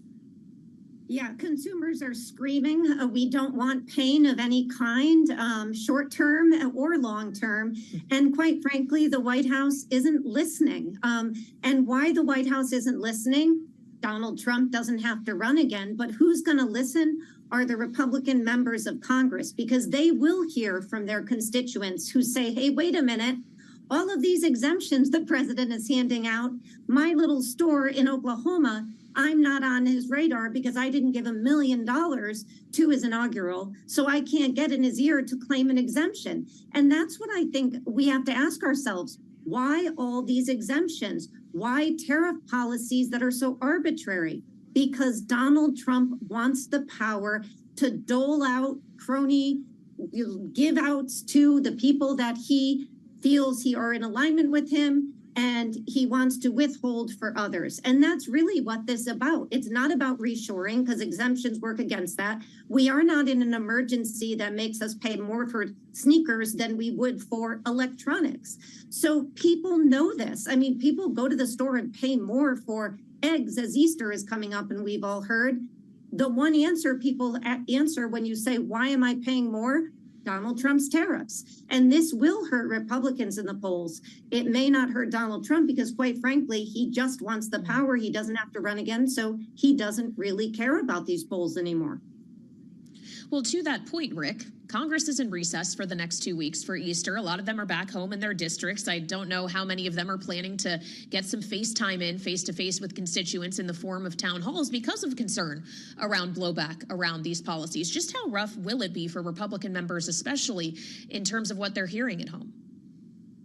Well, you know, getting back to these numbers, we haven't seen these kinds of numbers in a long time. It really does show frustration on the part of consumers. Consumers are voters, and angry voters or angry consumers make angry voters. And so if there are some sort of brave enough Republican office holders who are going to willingly participate in public forums like town halls, they can expect blowback. I mean, what we've seen recently in other breaks is people, Republicans, Democrats, Independents, coming to these town halls and really expressing their discontent for what they think is a sort of random policy when it relates to just about everything. Prices, the number of people getting slashed in departments like Social Security, their fears over Medicaid being cut. And these are all things that we are telling them we're going to do. So in that regard, I think that you're sort of making the bed that you now have to lay in.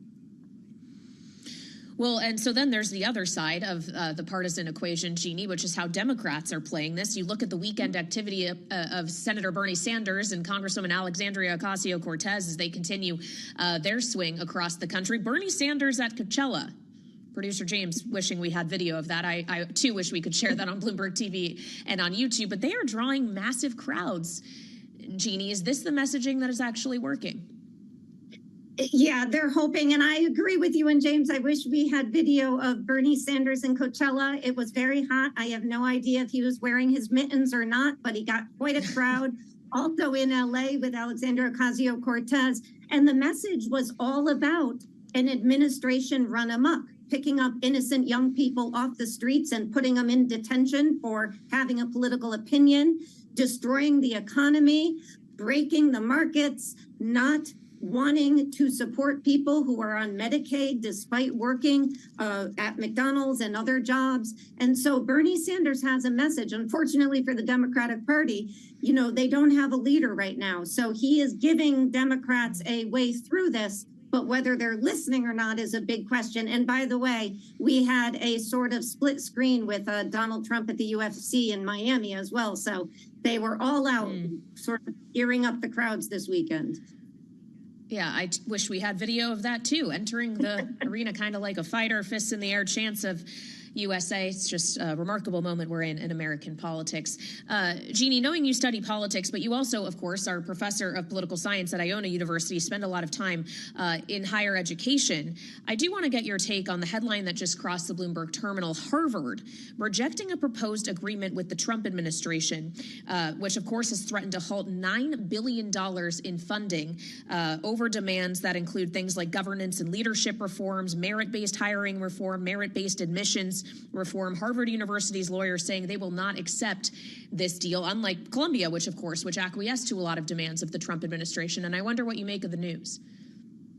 Very welcome news. You know, if Harvard cannot stand up, who can amongst the universities in this country? And I give the president and the faculty who filed a lawsuit credit for this. This is an attempt to undermine the freedom to engage in a liberal arts education, free speech. Harvard does have issues. They've acknowledged that. They've been working on issues of anti-Semitism. But the fact that Donald Trump can threaten to take away their ability to control their curriculum and other things unless they abide by his wishes is a bridge way too far, and good for Harvard for stepping up. I think Princeton and others will be inspired by this, and the law and hopefully the big shoe law firms will as well going down the road. Well, so Rick, I'll give you a chance to swing at this one as well. Is this ultimately a fight that Harvard and these universities can win up against an administration that's threatening to pull funding? Well, let's just be clear. There is no freedom of speech right to spending taxpayer dollars. And that's what this debate is all about.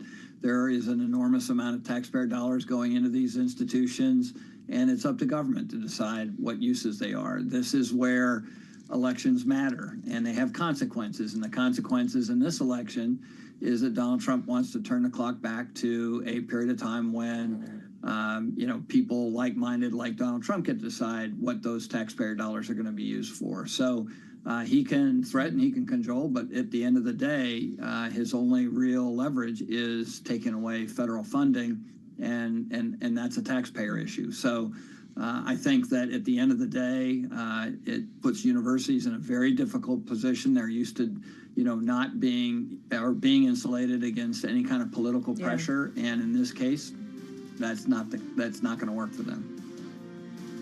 All right, Rick Davis and Jeannie Shanzano, our political panel, joining us on this Monday here on Balance of Power. Thank you so much. And we still have more coming up as we turn to geopolitics. President Trump talked about both Iran and the Russia-Ukraine war in the Oval earlier, and we'll have the latest there next on Bloomberg TV and radio.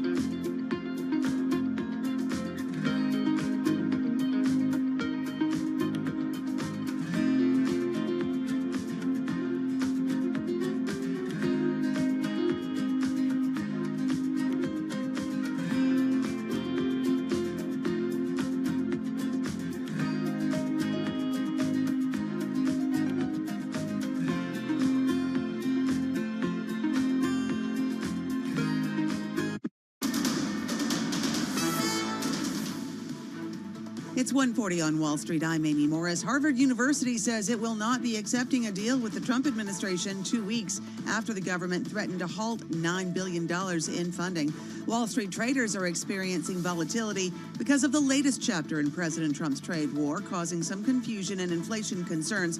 We check markets for you all day long here at Bloomberg. S&P 500 now up about 0.5%. NASDAQ up about 0.2%. The Dow up about 0.5%. Russell 2000 Index up 0.25%. The 10-year Treasury yield at 4.38% and the 2-year yield at 3.84%.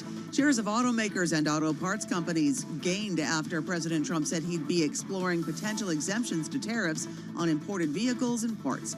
Ford shares now 4% higher. Stellantis shares jumped 2%, and GM shares are about 3% higher. Meta faces a potential breakup with the start of today's antitrust trial. The Federal Trade Commission argues Meta must be broken up for illegally monopolizing the social media market after buying Instagram and WhatsApp over a decade ago. The trial is expected to last about 2 months, with a final decision hinging on how social media is defined and whether Meta dominates that market. For on-demand news 24 hours a day, subscribe to Bloomberg News Now wherever you get your podcasts.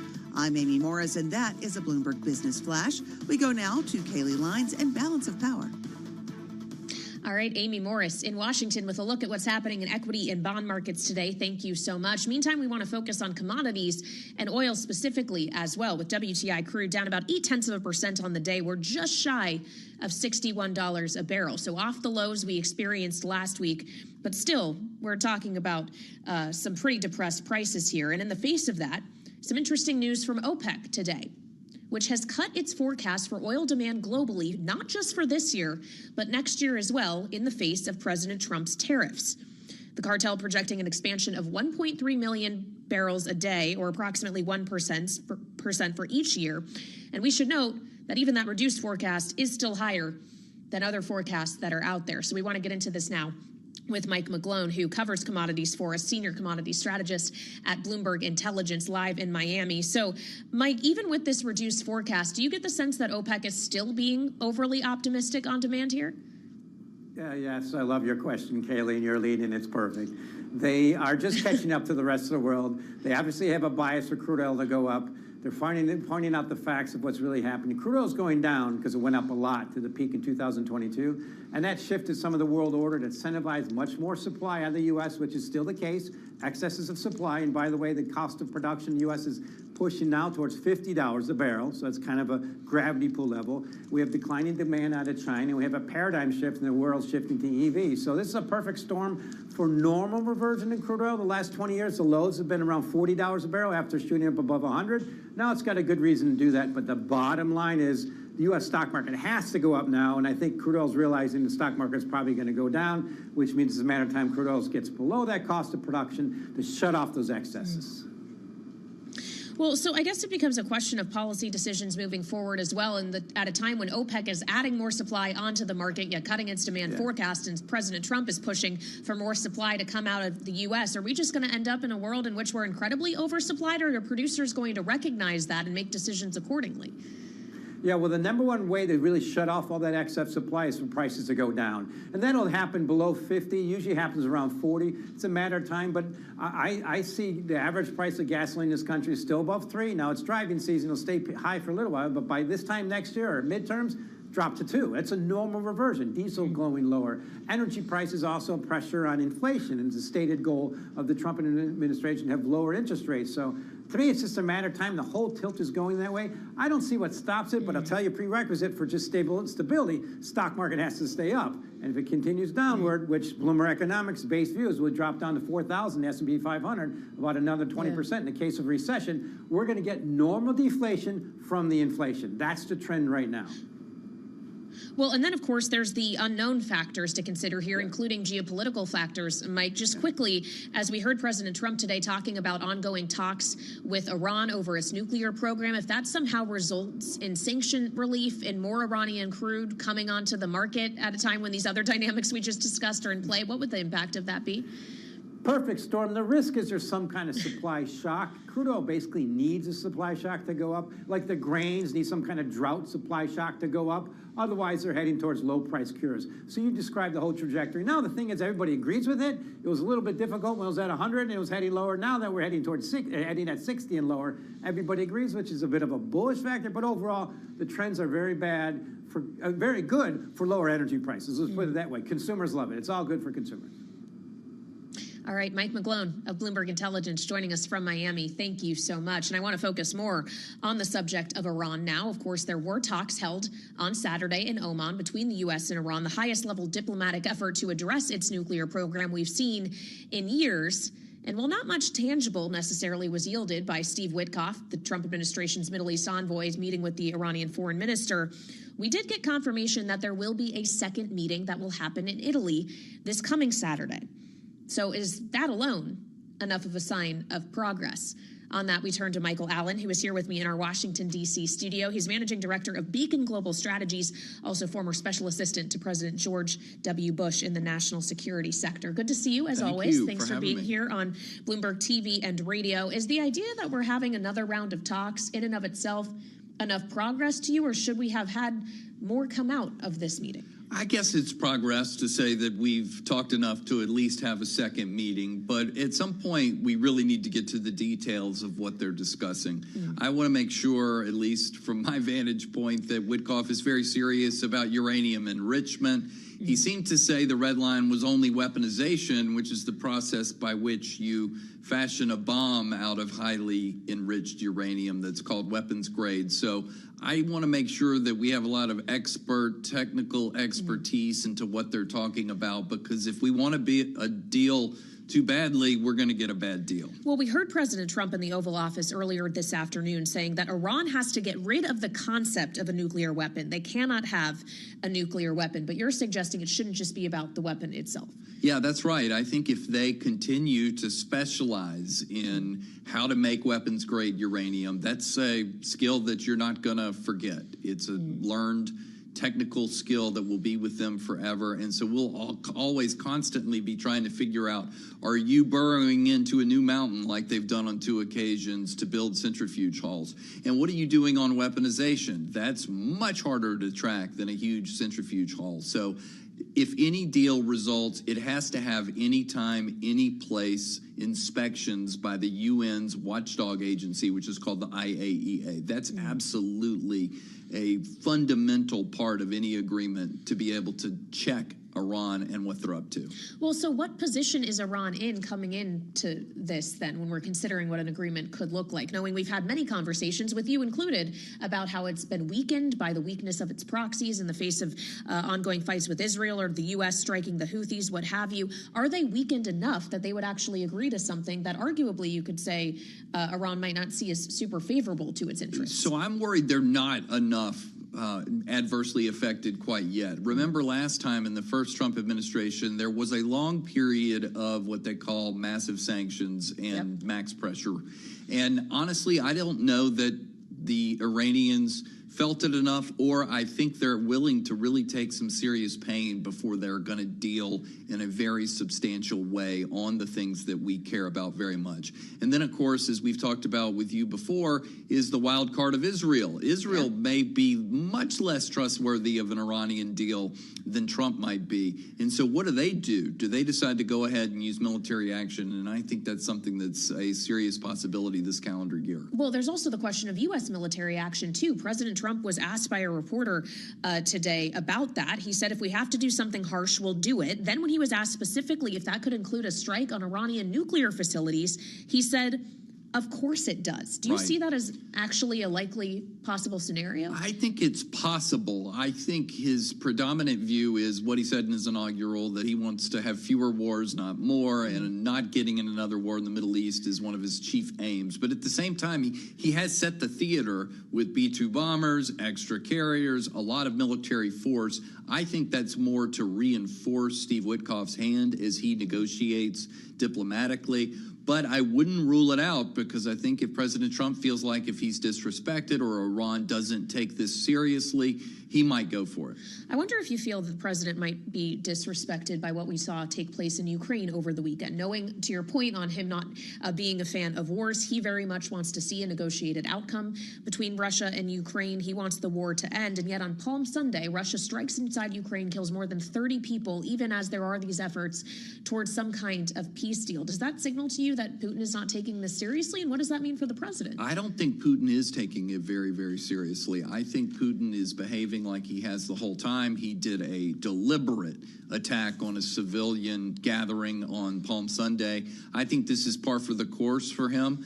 I don't want us to bend over backwards trying to get a deal with Putin. I think it's fine that Witkoff is there trying to establish some basic rapport with Vladimir Putin. But at the end of the day, I think the president might be a little bit too saying it was everyone's fault here. I think he ought to assign more blame to where it properly resides. Well, on the subject of blame, we heard from him in the Oval Office, and it was an echo of what he had already posted on True Social.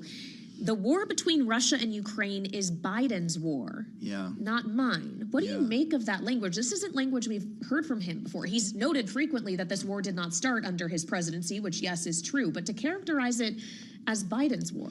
Yeah, I thought he was in a lot of different places in that press conference. He also seemed for a second to say that it was Zelensky's fault that they were even in the war. Yeah, he suggested Ukraine started a war with a country 20 times its size. But then he cleared it up by saying, I blame all three of them, and he at least ranked Zelensky in third place on that occasion. But I do think that he's worried about the messages that he sends to Vladimir Putin. He's trying to entice him into a serious negotiation, so that might explain what Trump is up to when he's trying to explain exactly what happened yesterday. So you think it's more about positioning himself for ongoing negotiations, not that negotiations, which he previously contended would take him a day to sort out, aren't necessarily going his way, and he's trying to cast blame to his predecessor. I think, on the Biden thing, I definitely think he's trying to say, hey, listen, Biden mismanaged this thing all along. He poured gasoline on a raging fire. At least I'm the one that's trying to make peace here. Okay, and he's not just trying to make peace, he's also trying to reach an economic deal with Ukraine on minerals still, That's a draft that obviously has been revised multiple times. Do you think that will be resolved soon? And if it is, what ultimately does that open up? So I think it helps a little bit, because it helps with what Donald Trump is worried about, which is, has the United States been taken advantage of? Have we overpaid for the defense of Ukraine? So I still think it helps Ukraine in the sense that President Trump will be able to say, you know what, we've gotten at least some of our money repaid here. I know Zelensky objects to that because he says that was a grant, and it was. But I think some of this is just the politics of America first here in the United States, and the president in every relationship from tariffs to Iran is trying to make sure the United States gets a good deal. So if he feels like we're being repaid a little bit, I'm okay with that. We heard from President Zelensky. He sat down for an interview with 60 Minutes, which aired last night, in which he invited President Trump again to come to Ukraine and see for himself the devastation that has been wrought by this years-long war. Do you think there's any scenario in which President Trump actually makes that trip? I really don't, unless it was for some crowning achievement at the end of a longer negotiation, and that was part of it all. I don't see it in the cards for right now. Do you see a deal in the cards for right now, or were we getting overly optimistic with the speed with which this process could actually work? So I think we're overly optimistic if we think we're going to get all the way to a peace agreement. So there's a spectrum for me. I think it's more likely you get some sort of ceasefire that maybe is occasionally violated and we muddle through for some period of time. I think that's more likely than a full-scale peace agreement, and that might be good enough for Trump in the end, because look how hard it is even to try and get them to live up to the terms of the very modest ceasefire they have today on energy resources and the Black Sea.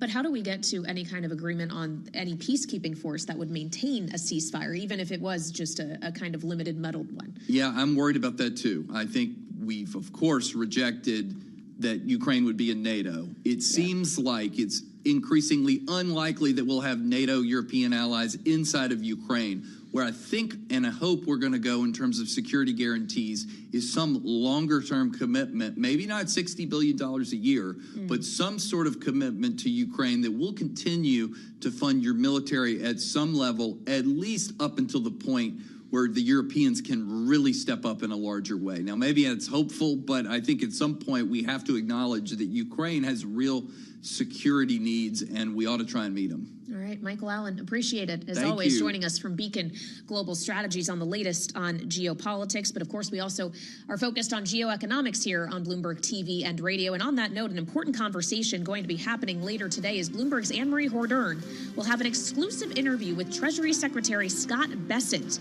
as he meets with the Argentinian President Javier Milei and its Minister of Economy as well. It's going to be an important conversation coming up at 4 p.m. Eastern Time here on Bloomberg. And of course, I'll see you for the late edition of Balance of Power at 5 p.m. Eastern Time, right here on Bloomberg TV and radio.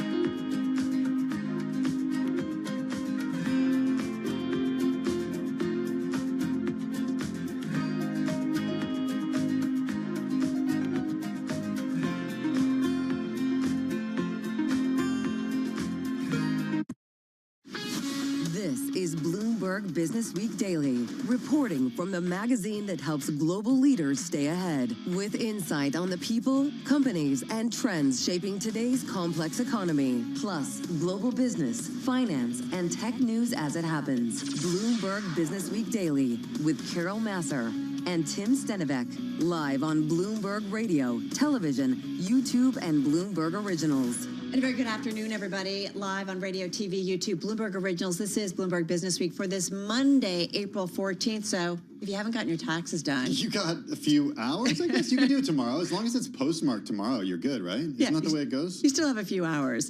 Having said I'm not that. giving, I'm not an accountant, so don't take my word for it. Yeah, we don't play one on TV either. Having just said that, hour by hour, we continue to watch news out of the White House, especially when it comes to tariffs. Having said that, we're going to talk about that a lot over the next hour. But an earlier rally in U.S. stocks, we want to go there first off because we're way off our best levels of the day. Having said that, most of the names in the S&P 500 are still higher on the day, but not among them, Tim, the Mag 7. Oh, okay. Oh, what's the matter? I didn't know where you were going. Correct. We're up as much as 1.8% on the S&P 500, so we've given back some of those gains. Still, though, as you mentioned, higher on the day. Hey, ahead of this, on this hour of Business Week Daily, we're all tech and tariffs. Really what you need to know and what's driving the trade today. Yeah, it's so important. And then we're going to get into Paul Volcker's lessons for restoring U.S. credibility. You know, the former Fed chair, iconic, and had to do some hard things during some hard times. So we're going to get into that. A great opinion column by our Christine Harper. We're going to talk with her in just a moment. All that and more coming up over the next hour right here on Bloomberg Business Week Daily. First up, though, a check of the day's trade and business stories. Here's Amy Morris in for Charlie Pellet. Hey, Amy. Hey, Tim. American consumers expect higher inflation this year, with median expectations for year-ahead inflation rising to 3.6%. And you guys are right. We are off our best levels of the day, but we do check markets for you all day long here at Bloomberg. The S&P 500 now up 0.9%. NASDAQ up about 0.75%, and the Dow up 0.8%. The 10-year Treasury yield now at 4.37%, and the 2-year yield at 3.84%. We're also watching automaker shares after President Trump said he would be exploring potential exemptions to tariffs on imported vehicles and parts. Ford shares are now 4% higher, Stellantis shares 2% higher, and GM shares more than 3% higher. Pfizer halted development of its obesity pill because of liver damage in a clinical trial. The company will instead invest in earlier stage treatments for the obesity market. It is expected to reach $130 billion by the end of the decade. Pfizer's decision may also lead to acquisitions of promising weight loss compounds from biotechnology companies, and the company has $15 billion earmarked for future deals. Goldman Sachs Chief Executive Officer David Solomon says the company is seeing very strong results, describing rapidly shifting sentiment throughout the quarter, and he says he's encouraged by President Trump's more gradual tariff process. Shares of Goldman Sachs now more than 2.5% higher. For on-demand news 24 hours a day, subscribe to Bloomberg News Now wherever you get your podcasts. I'm Amy Morris. That's a Bloomberg Business Flash. Now back to Bloomberg Business Week Daily with Carol Masser and Tim Stenivek. Much appreciated. Amy Morrison for Charlie Pellet. Of course, let's talk tariffs and tech, because following a late Friday reprieve, we've got exemptions on a range of popular electronics from 125% tariffs on China and a 10% flat rate around the globe. But keep in mind, President Trump has been doubling down, saying it's a temporary measure and a part of the longstanding plan to apply a different specific levy to the sector, including possibly on semis. There's still so much going on, and I feel like a lot of different things coming at us. So let's kind of clarify a few things. Bloomberg Intelligence senior tech industry analyst Mandeep Singh is here in studio, and out there in San Francisco, Bloomberg Intelligence senior semiconductor analyst Kunjan Subani. Mandeep, I want to start with you. Electronics, the tech supply chain, how complicated and how global is it really? Well, we learned from Apple that, this is something that matters for a company of the size of Apple for pretty much all their products. And in this case, they had to get that exemption. Otherwise, it would have resulted in, almost 100% price increases across their products. So clearly, I think it's good that, they have some room to figure out how they want to handle this situation, but this is not a solution. And remember, the reciprocal tariffs were delayed or paused by 90 days. Clock's ticking, so right? it is, and it's ticking for a lot of other things, TikTok sale, and so it could keep getting more extensions. But at the end of the day, the administration firmly believes in this. And so what these companies have to figure out is... And it's not just Apple, let's be fair, right? Yeah, I mean, I know we talk about, and we're going to talk about a little bit more with Apple with Mark Gurman in a moment, but it's other companies, right? It's companies that are capital intensive and rely on a global supply chain because of the costs. Those are the companies that are most exposed. In the case of technology, obviously, Apple is the most exposed because they weren't exempted in the first round.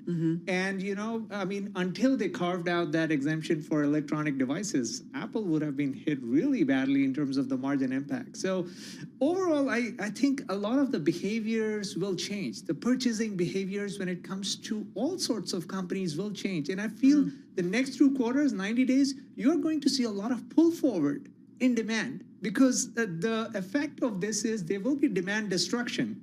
So you're probably going to see that after 90 days than right now. But and so right now, you could see a pull forward. And actually, the companies may have great numbers in terms of 1Q and 2Q. Mandeep and Kunjan, I'm going to bring you in a second. But Mandeep, I want to stick with you for a second and keep talking Apple here. When you say we're going to see demand pulled forward, do you mean that from the perspective of consumers going out and buying devices before they see or think that there will be tariffs on them and they could get more expensive? Or is it demand pulled forward from Apple to its suppliers to try to get these products into the U.S. before tariffs take effect? We're guilty as charged on the first thing. Both. Actually, you will see people pulling forward their refreshes. Remember, the concern was people weren't refreshing their phones. Guess what? Now they will be because they expect, prices to go up 90 days down the line. And same for Apple. They got this huge shipment from India, because everyone is trying to, make sure that they don't get hit with the tariffs because nobody has a timeline of when this will be resolved. So if you have a 90-day window, just pull in whatever capacity you can because you get it at the existing prices. Which is also code for be very smart when we read through the data because it's all about so much stuff being pulled forward, right? And potentially in terms of preparing. Kunjan, come on in on all of this. How are you thinking about these exemptions that came down late Friday and what it means for those global tech supply chains? Well, thankfully, the what came out Friday was in line with what we actually had said last week. I'll transition the conversation on more of the AI semis name, given my coverage area there. And, this is what we believe that the large players are going to make certain onshoring moves to get preferential treatment. You heard that from NVIDIA over the weekend. And we expect sort of that to be a case study going forward. And a lot of large names trying to either onshore or get some kind of preferential exemptions from certain regions, even outside of US, as long as they bring more investments in whether directly or indirectly within the U.S. Kunjan, speaking of that, I want to talk about the news this morning that we learned about NVIDIA. The company plans to produce up to $500 billion worth of AI infrastructure in the U.S. over the next 4 years. This will be through manufacturing partnerships. Here's President Trump commenting on it today from the Oval Office.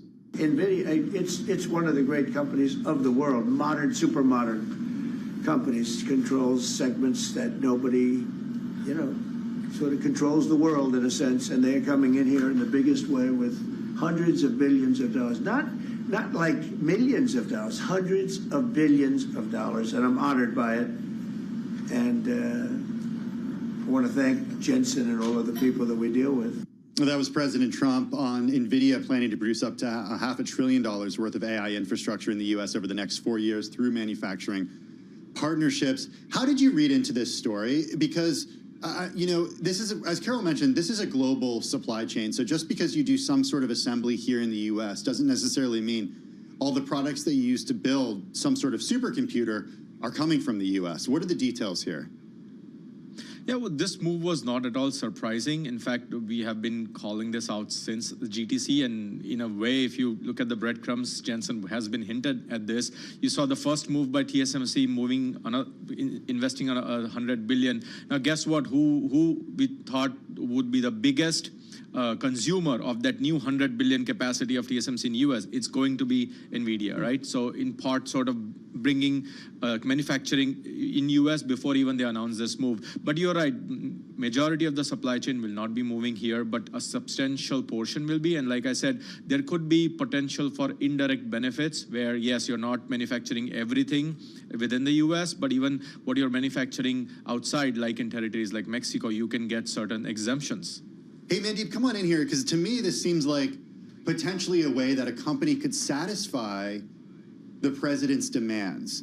And would there be potentially an exemption on goods that come into the United States that might be tariffed under other circumstances, but if they're being used in a manufacturing facility here in the US to build something, could those be exempted? I mean, this is huge in terms of, TSMC actually starting a fab, and this was a company that received the CHIPS Act money, so all the progress that they have made, this is the time to show. If they can actually do this for a latest cutting-edge AI server, then that could be a template for even Apple moving some of its supply chain to the US, because the argument that I keep hearing is these are very complex products. You've got thousands of components and you need, an ecosystem for the supply chains to be relocated in addition to all the manpower and the skilled labor you need. And so if you can create a cutting-edge AI supercomputer, then you've got the most advanced product being manufactured here. Why can't you make a smartphone here? And so that's the argument that I think will come about if they are successful in moving this. So if these tariffs stick, should we realistically be thinking that maybe, the president who's been pushing for this, that we could ultimately, Mandeep, have a very sophisticated electronic supply chain here in the United States? It won't come overnight, but we could do it. I think that's the key thing, that nothing is going to happen overnight, but if you're able to do it product by product, and AI supercomputer is one of the most advanced products that everyone cares about, for computing, right? Then it sets up a template that, look, this is possible. Now we can talk about, the cost and the margin impact, and there will be a margin impact, but at the same time, it solves the problem that things can be moved, and you can create an entire supply chain of components. So, Kunjan, last question to you. Just got about 30 seconds. So the same thing, can we ultimately recreate the equivalent of a TSMC here in the United States? I mean, I know they are setting up shop here. Can we, whether it's 5 years or I don't know what the time frame is, but can we do it? Well, we can definitely do it. And if you go back to history, and we can pivot to maybe Intel, but Intel used to do that, right? And it's sort of on a comeback route with the new CEO. So it definitely can be done. The only caveat I want to highlight here, like you mentioned, is if, let's say, the tariffs are the new normal and we go into some sort of permanent standoff against China, you are, though, destroying a long-term market opportunity for most of these US-based semiconductor players who might, in a sanctioned world, might be cut off from supplying into China, right? So there's the benefit of bringing manufacturing here, but there's also the destruction of TAM in the long term. Yeah, massive market that everybody's been talking about for the last 3 decades or 4 decades. Thank you so much, gentlemen. Bloomberg Intelligence Senior Tech Industry Analyst Mandeep Singh right here in studio, and Bloomberg Intelligence Senior Semiconductor Analyst Kunjan Sobhani out there on the West Coast. We're going to stay with tech, and I feel like when it comes to tech and global supply chains, we just talked about it with the guys. We're talking Apple. Yeah, I mean, this, after all, is the company that's most exposed to tariffs or a tit-for-tat with China when it comes to the Mag 7. Shares rallying, though, on that reprieve. We talk about the company's massive global supply chain a lot with our Mark Gurman, who's Bloomberg News Managing Editor for Global Tech. He joins us here in the Bloomberg Business Week studio. You had a busy weekend. Always. Yeah. I mean, but this is busier than usual, and I was struck by one of the pieces that I read that you wrote, which said Apple basically was able to avoid its biggest crisis since the pandemic back in 2020. That's right, and I didn't listen to your full conversation with the prior guest. He's great, but if we're talking about Apple, I don't believe that they're going to be moving their supply chain to the U.S. Maybe it'll happen in our lifetime, but I don't think it's going to happen in the next 10 years. What happens if tariffs on China continue to exist? There's no exemption for Apple. Can Apple satisfy U.S. customers through India? It seems, by the way, it would seem to defeat the purpose of the tariffs, but... Well, today, no. But I would say within a year or two, yes. Right now, they can probably fulfill maybe 75% of the U.S. demand they need in India. If they ramped up and burned the midnight oil for the next few months, they would probably be able to do it. But they would be able to do it pretty cleanly, I would think, in a year or two from now. They're already 30, 40, maybe a little bit more than that, million units. The U.S. represents probably 100 million units per year, maybe a little bit less. So less than rest of world. So, you know, you're quickly getting there.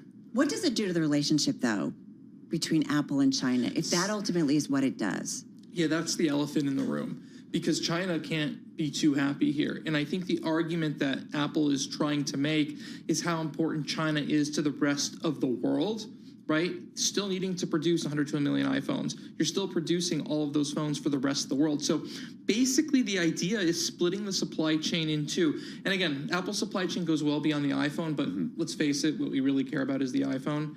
The other stuff's cool, but this is where we're at. India's for US, China's for rest of the world, including China.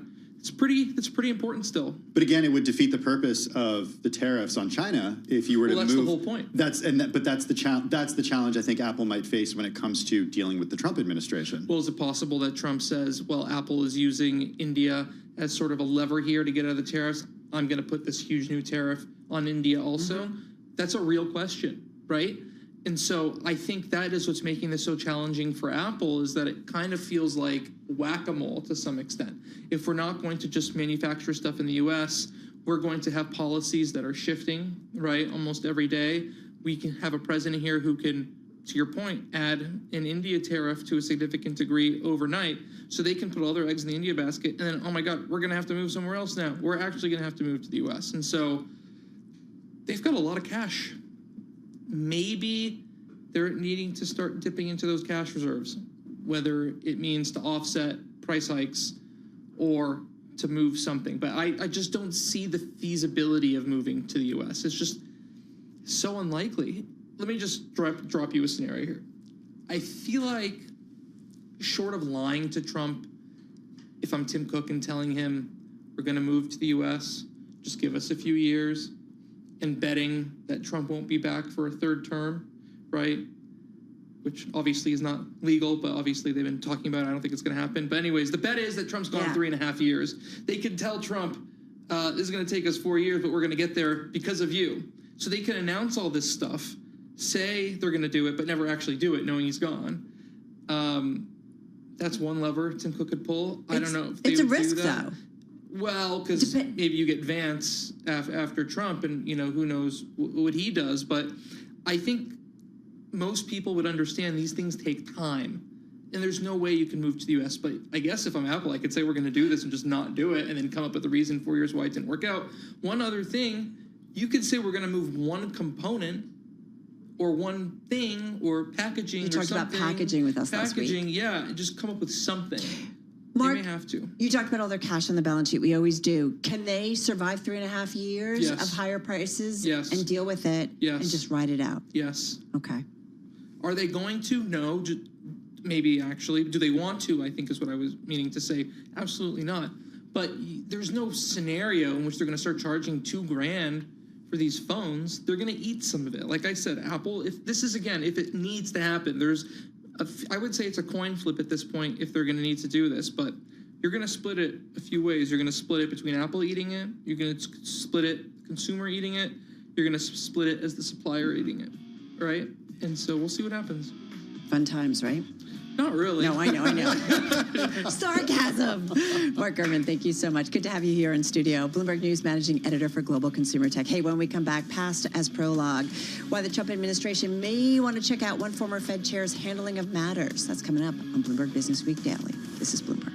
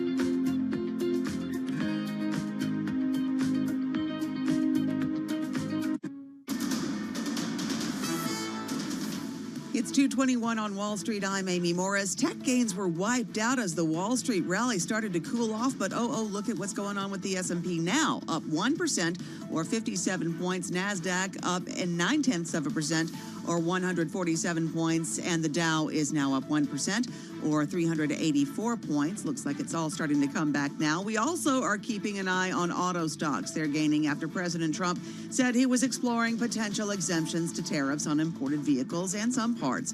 Ford shares now 4% higher, Stellantis shares more than 2% higher, and GM shares are now more than 3% higher. For on-demand news 24 hours a day, subscribe to Bloomberg News Now wherever you get your podcasts. I'm Amy Morris. That is a Bloomberg Business Flash. Let's go back now to Bloomberg Business Week Daily with Carol Masser and Tim Stenivek. All right, got it. Thank you so much. Amy Morris in for Charlie Pellet on this Monday. Well, we continue to focus on news out of Washington, D.C. and the president, especially when it comes to tariffs. The explosion and changing of tariff terms have led to a lot of volatility in global financial markets and a lot of questions about what's ahead in terms of the global macro outlook. It also risks adding to the inflation concerns here in the United States. Bottom line, it's a tough environment, as we heard this morning from Goldman Sachs CEO David Solomon on his earnings call with analysts. This uncertainty around the path forward and fears over the potentially escalating effects of a trade war have created material risks for the U.S. and global economy. We are encouraged by the administration's recent actions to pursue a more gradual policy process that allows for considered negotiations with many countries. But how policies will evolve is still unknown. Of course, that was Goldman's CEO David Solomon earlier this morning on that earnings call. Unknowns, uncertainties, not easy, any of it, for the Fed to determine monetary policy going forward. And as Bloomberg's Christine Harper writes in a Bloomberg opinion piece, looking back at former Fed Chair Paul Volcker's career could provide lessons for President Trump and his administration. Christine, by the way, is Bloomberg News editorial board member, co-author with Paul Volcker of the book about his life. It's entitled Keeping at It, The Quest for Sound Money and Good Government. Christine joins us here in studio. I said when you walked in, we've been thinking about you a lot because we've talked about Paul Volcker before with you in kind of stressful times and certainly these higher inflationary times.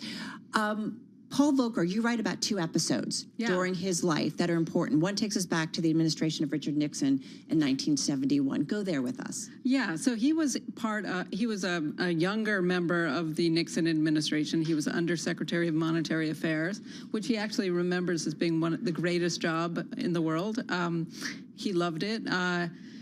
But at that time, the U.S. had this unsustainable requirement that it honor this $35 per ounce price for gold. And at that point, after decades of overseas spending of dollars on, the Marshall Plan and various investments overseas, countries abroad had so many dollars that everybody kind of knew there wasn't really enough gold to back it all. And so it was up to the Nixon administration to sort of admit that and come out with an announcement. And it was a unilateral declaration on a Sunday night in August in 1971. Volcker was very involved in a whole weekend of talks about it at Camp David in the lead up. Everybody was surprised. It was known as the Nixon shock.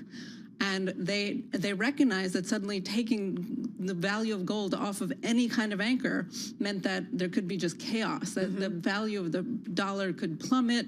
So they put on all these wage and price controls at the same time. They created tariffs.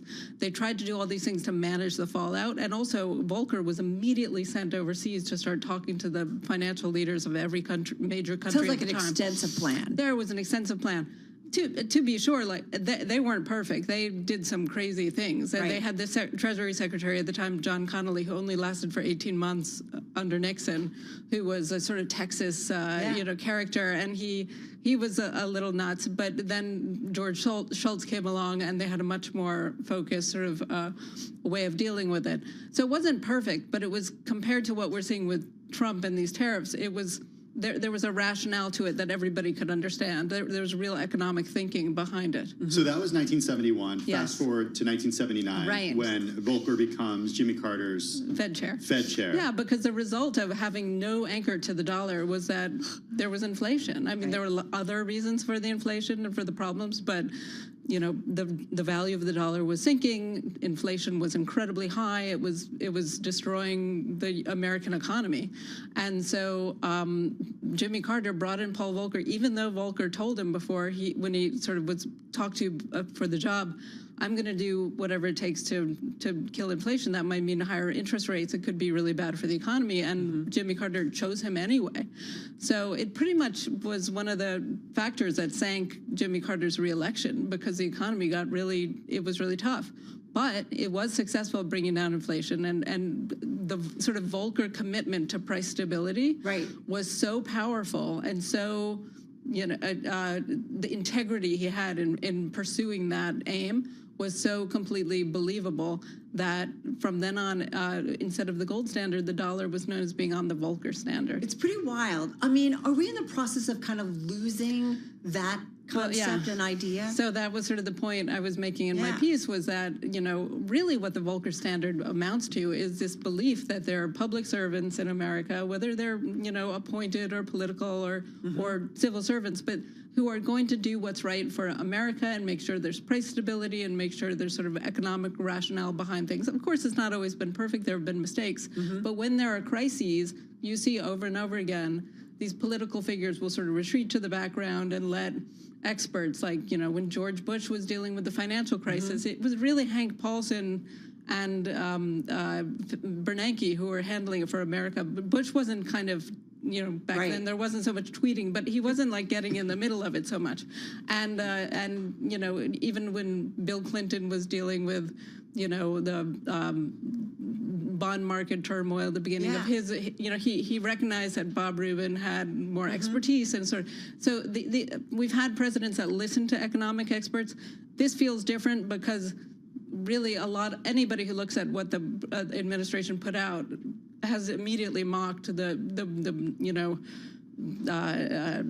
confidence certainly in the United States, right? And I mean, when they saw the formula that was used to justify the tariffs, I mean, none of it makes sense. The various explanations coming out from the administrations contradict each other. So even if you think that the general idea of presenting a new trade order in the world makes sense, the way they're going about it is so haphazard that, as David Solomon was saying, like, nobody knows what's happening, and it's very hard to make any sort of forward planning. Right. As Carol mentioned, we're seeing this hit consumer confidence. Yeah. Going into this term, a question that we asked a lot of our guests, Christine, was, do we see maybe the markets, the bond market or the equity market or both, become checks to what the president is doing, at least when it comes to his economic agenda? In your view, did we see that happen last week? Well, I'm not an expert on what's making the administration do anything, but I don't think anybody is, except for the president himself. I've just seen the reporting saying that Trump said, that the bond market was getting a little queasy, or whatever words he used. I guess I'm just asking about guardrails here. Yeah, I mean, the borrowing costs of the United States government is a huge guardrail. I mean, none of the administration's policies are going to succeed if suddenly we're paying a huge amount more in interest every year. So, you can cut as many federal jobs as you want. You can cut all the services from the federal government. But if all that, savings is overtaken by having to pay more on interest on our debt, I don't know where that's getting us. What do you think the president could do in terms of, or he and his key economic advisors, to maintain the confidence in the U.S. by citizens of the U.S. and also the global world, based on what? I think it does seem that a more consistent approach would be helpful. Yeah. That's what you hear from business leaders. That's what you hear from foreign leaders. They want to understand what the aims are here. They want a clear path forward, and not a daily change in the tariff regime and plans, and not sort of tariffs by tweet. That doesn't. One thing I want to ask you, what if that's his aim, is to just constantly upset people and keep them kind of on edge, whether it's global leaders, whether he definitely has shown a deference to the equity market. It's certainly the bond market that caught his attention. But what if that is his strategy? What could be, as you think about, you've covered so much in terms of crises and just Madoff, crypto, so many things under your purview. How do you, How are we thinking about kind of the U.S. as an economic and financial might? Yeah, I mean, the U.S. is sort of based on this idea that your money is safe lending to the U.S. government. And if we have a policy that nobody understands or trusts and seems all to be designed to satisfy the whims of one person, it's going to be harder and harder for us to maintain that, and that would be really damaging for Americans. So ideally, what would be good to see, to say back to your question, is for the president to start listening to some of his. I mean, it does sound like Treasury Secretary Scott Bessent's taking sort of the lead on this. The markets certainly trust him a bit more. He's talked a lot more about a kind of a gradual approach, and so I think there's hope. That's why markets seem to be a little quieter today. That maybe some reason will prevail. I mean, the president is very impulsive, and so it's very hard to know what will really happen. Yeah. What are potential long-term risks in your view if during this administration the U.S. moves away from this Volcker standard? Right. Does that have ramifications beyond the next election? Well, sure. I mean, I think what you see is that the borrowing costs of the U.S. go up because people, whether it's American citizens or people overseas, just start putting their money, the money that they want to make sure is there no matter what. They're not necessarily going to put it in treasuries or all of it in treasuries. They might start finding other places. That's good for other countries and their debt or other markets. But it's bad for the U.S. borrowing, and you just see inflation caused because you'll have higher costs for Americans having to try to buy things overseas. I think there's just all these privileges Americans have gotten used to, knowing that the dollar was sort of needed by everybody in the world and sought after, and same with U.S. Treasuries is at risk. I think. I mean, it's not going to go away immediately, but we've taken it for granted for a long time. It feels like Jay Powell could find himself in a really complicated, right? In terms of if tariffs make things more expensive and there's more inflation pressures in what could be potentially a slowing growth environment. Yeah. That's tricky. I mean, you saw that in the 70s after the Nixon shock. You saw basically these bouts of stagflation, and it was really hard. I mean, the Fed at the time wasn't able to deal with the inflation. They were too concerned about the slow growth, and they, basically Arthur Burns, the Fed chairman at the time, was a close political ally of Richard Nixon, and many people believe he just let inflation happen because he wanted to make sure Nixon could get reelected, and that turned out to be a really big problem for the U.S. economy. 25 seconds. If Paul Volcker was here, what would you want to ask him about this environment? Just quickly. Well, I know he would. I mean, the big point he wanted to make in the book was the importance of competent government. He was a true public servant, right? Yeah, and so he realized sort of like the big takeaway at the end of his life was we need to have good, well-trained people staffing the U.S. government. So I think he would be really upset at all the ways we're treating federal workers. All right, great stuff. Thank you so much. So appreciate it. Christine Harper, Bloomberg News editorial board member, co-author with Paul Volcker on the book, Keeping at It, The Quest for Sound Money and Good Government. And a quick programming note, 4 o'clock Eastern today, 4 o'clock Wall Street time, that is, an exclusive interview. Anne-Marie Hordern sits down with Scott Bessent live from Argentina. Treasury Secretary Bessent. Coming up, folks, we did hear from Goldman Sachs earnings earlier. You just heard from, of course, the CEO, but we're going to break down the quarter. That's next.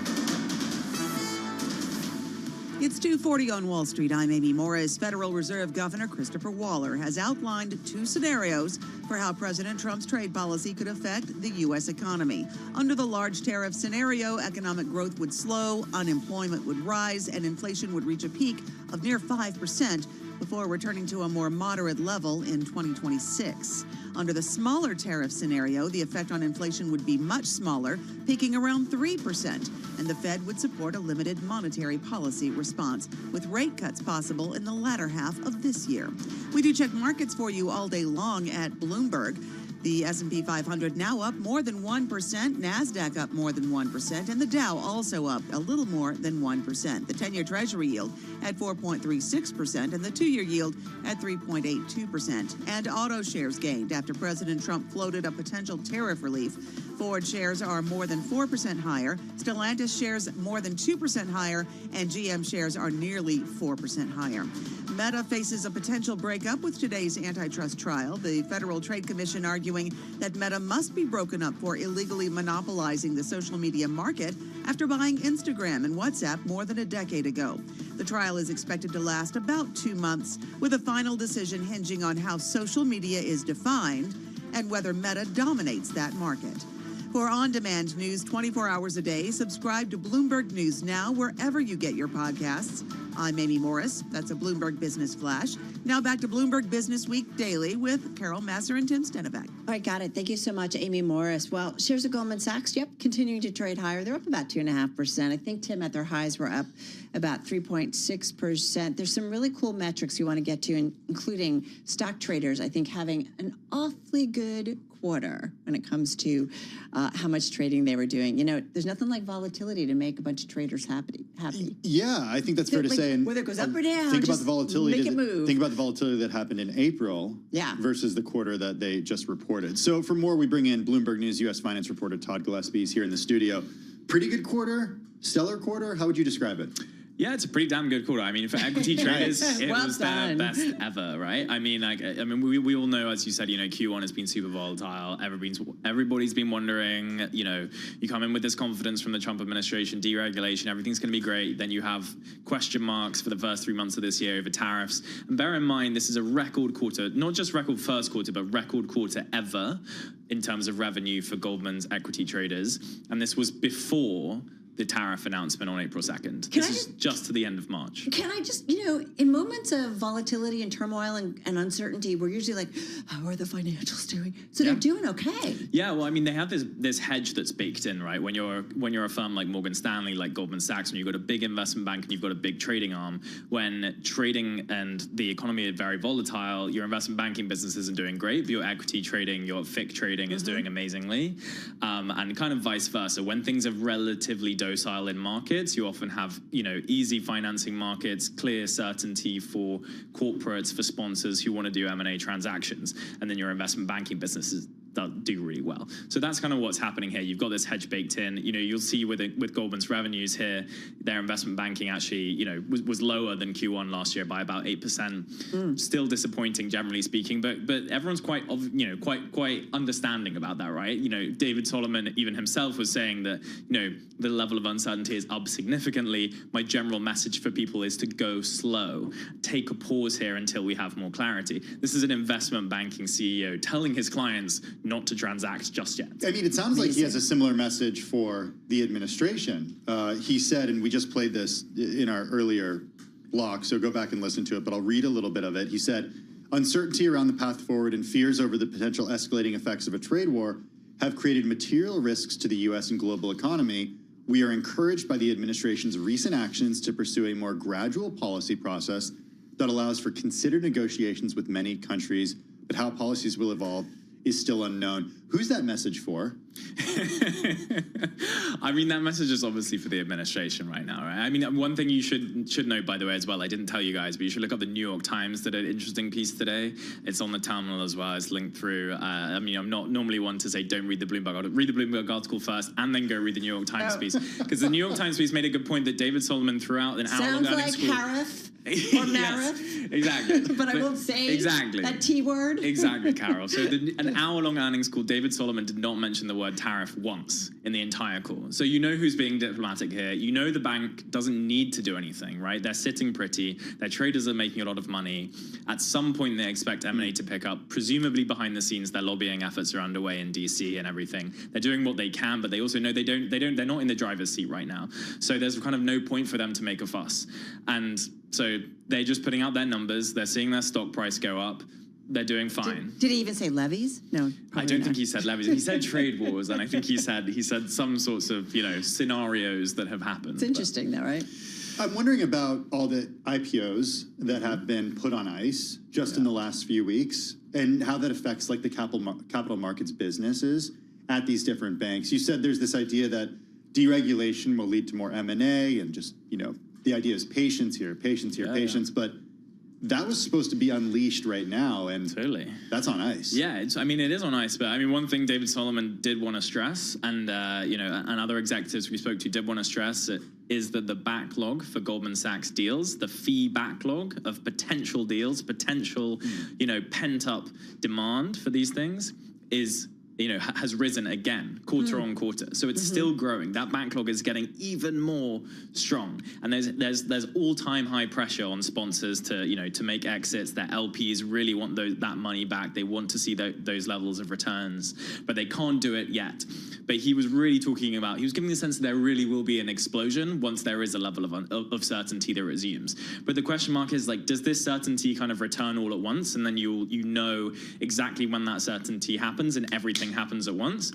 Or is it a case that things just, the new normal for the next few years becomes maybe slightly more certain? You get some gradual clarity, bit by bit, country by country, trade deal by trade deal, and then slowly this tap, starts opening again, and that's kind of a gradual whoosh through the next few years. Right. You do wonder if, certain sectors will ease, right? Exactly. And you'll start to see some deals. Having said that, you've got Goldman. We know some of the financials have been beaten up a little bit, or some of them have. Goldman's still down about 11% so far this year. Yeah.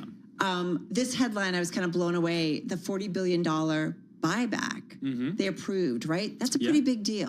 Yeah, it is a pretty big deal. But I mean, Goldman, as we know, does buy back a lot of stock generally, and they also don't necessarily say the time frame within which they're going to do that. I mean, Citigroup earlier this year finally announced a massive stock buyback in their January earnings for Q4, and their stock shot up that day because for quarter on quarter they've been refusing to give longer term guidance about buybacks. So yeah, it's definitely something. Capital returns is something that investors and banks in particular have been desperate for.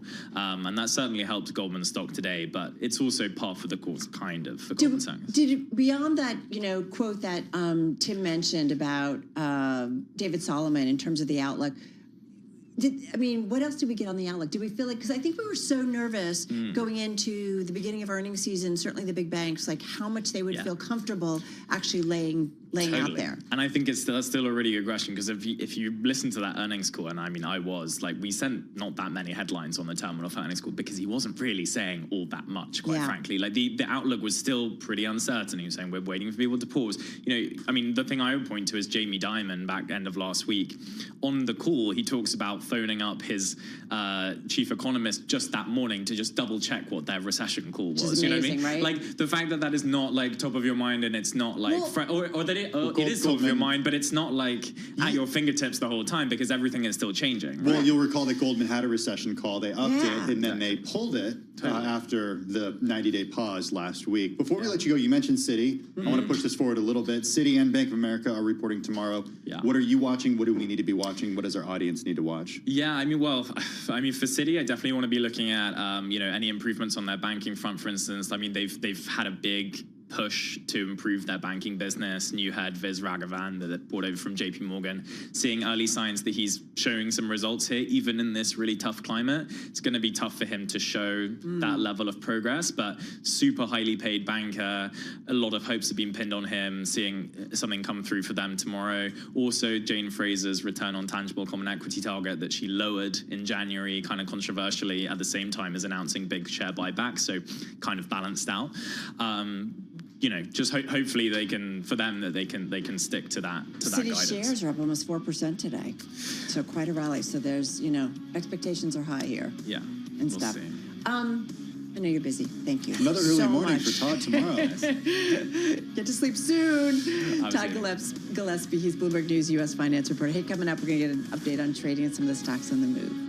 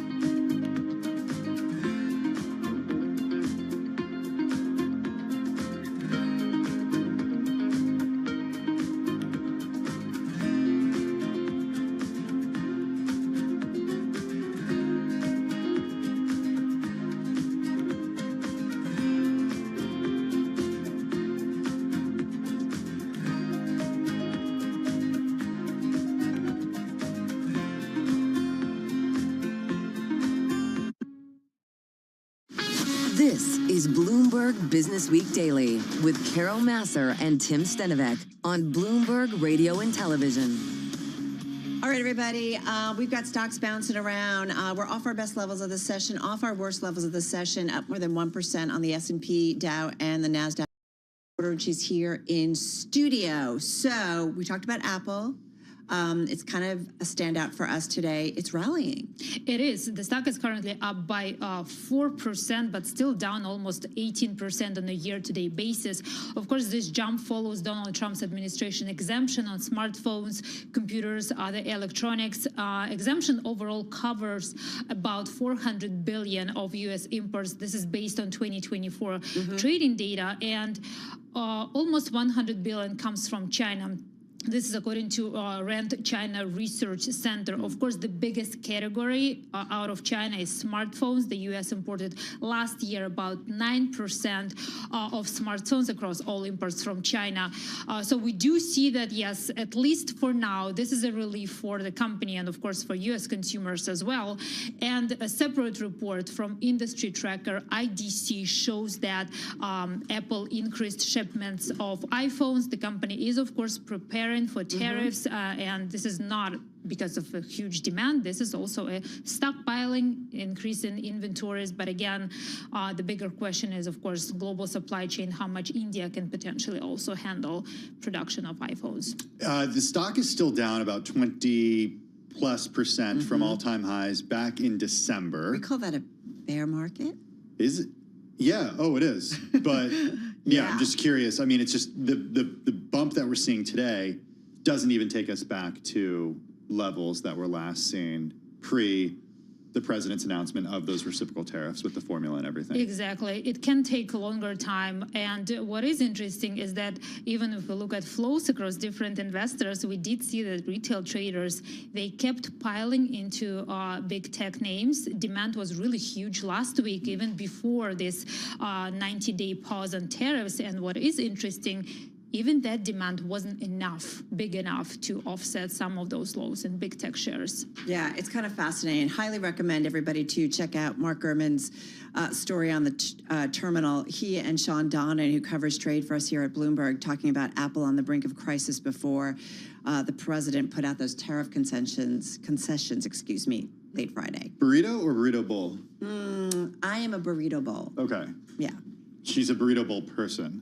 I'm a guac person. Okay, guac is going to be guac is extra. Guac is extra. We're talking, of course, about Chipotle. Yes, I don't know if you guys tried this Chipotle honey chicken. No, I haven't tried it yet. This is like moving the stock? To some extent. Okay. So we saw that RBC Capital analysts downgraded the stock price to $65 from $70. They kept outperform rating, but one of the reasons for that is they keep track demand for different products. One of them is this Chipotle honey chicken. The company introduced it in early March. Bloomberg Intelligence is also saying that this is one of the best performing initiatives, like offerings from Chipotle, but now RBC is saying that demand is getting a little bit softer. Lots of expectations was actually for How much honey chicken can you eat? I don't know, but that it looks like it was. How much honey chicken can you eat? I could eat a lot, but I haven't had it, so I actually don't know. I'm the regular chicken guy when it comes to Chipotle. Okay, yeah, that's it. Yeah, I'm a vegetarian, so don't count on me.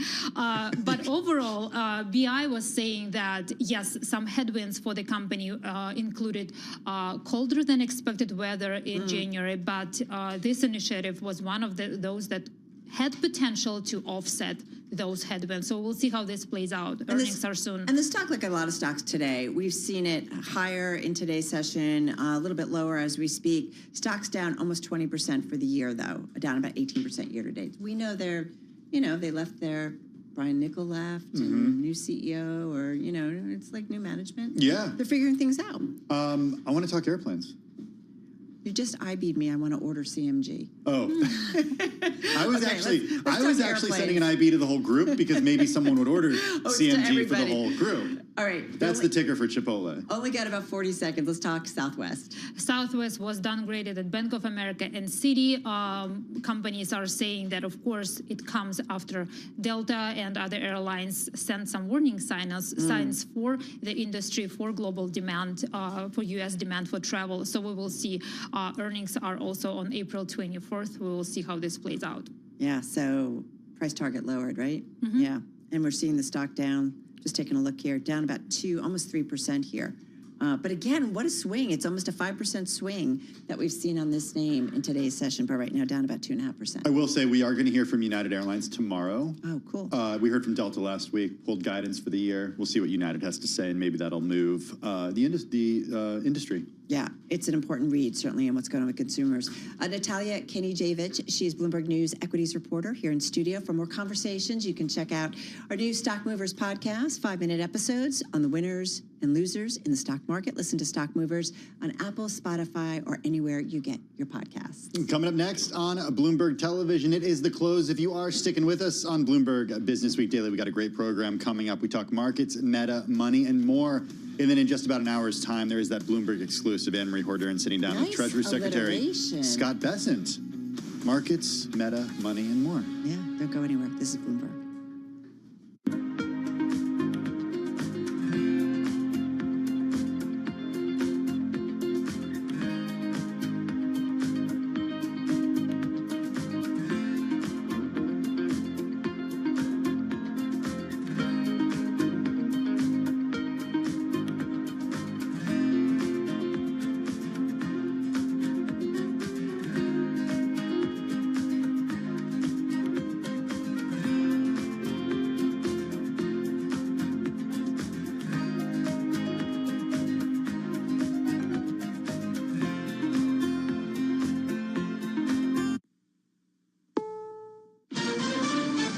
is CBS News on the Hour, sponsored by O'Reilly Auto Parts.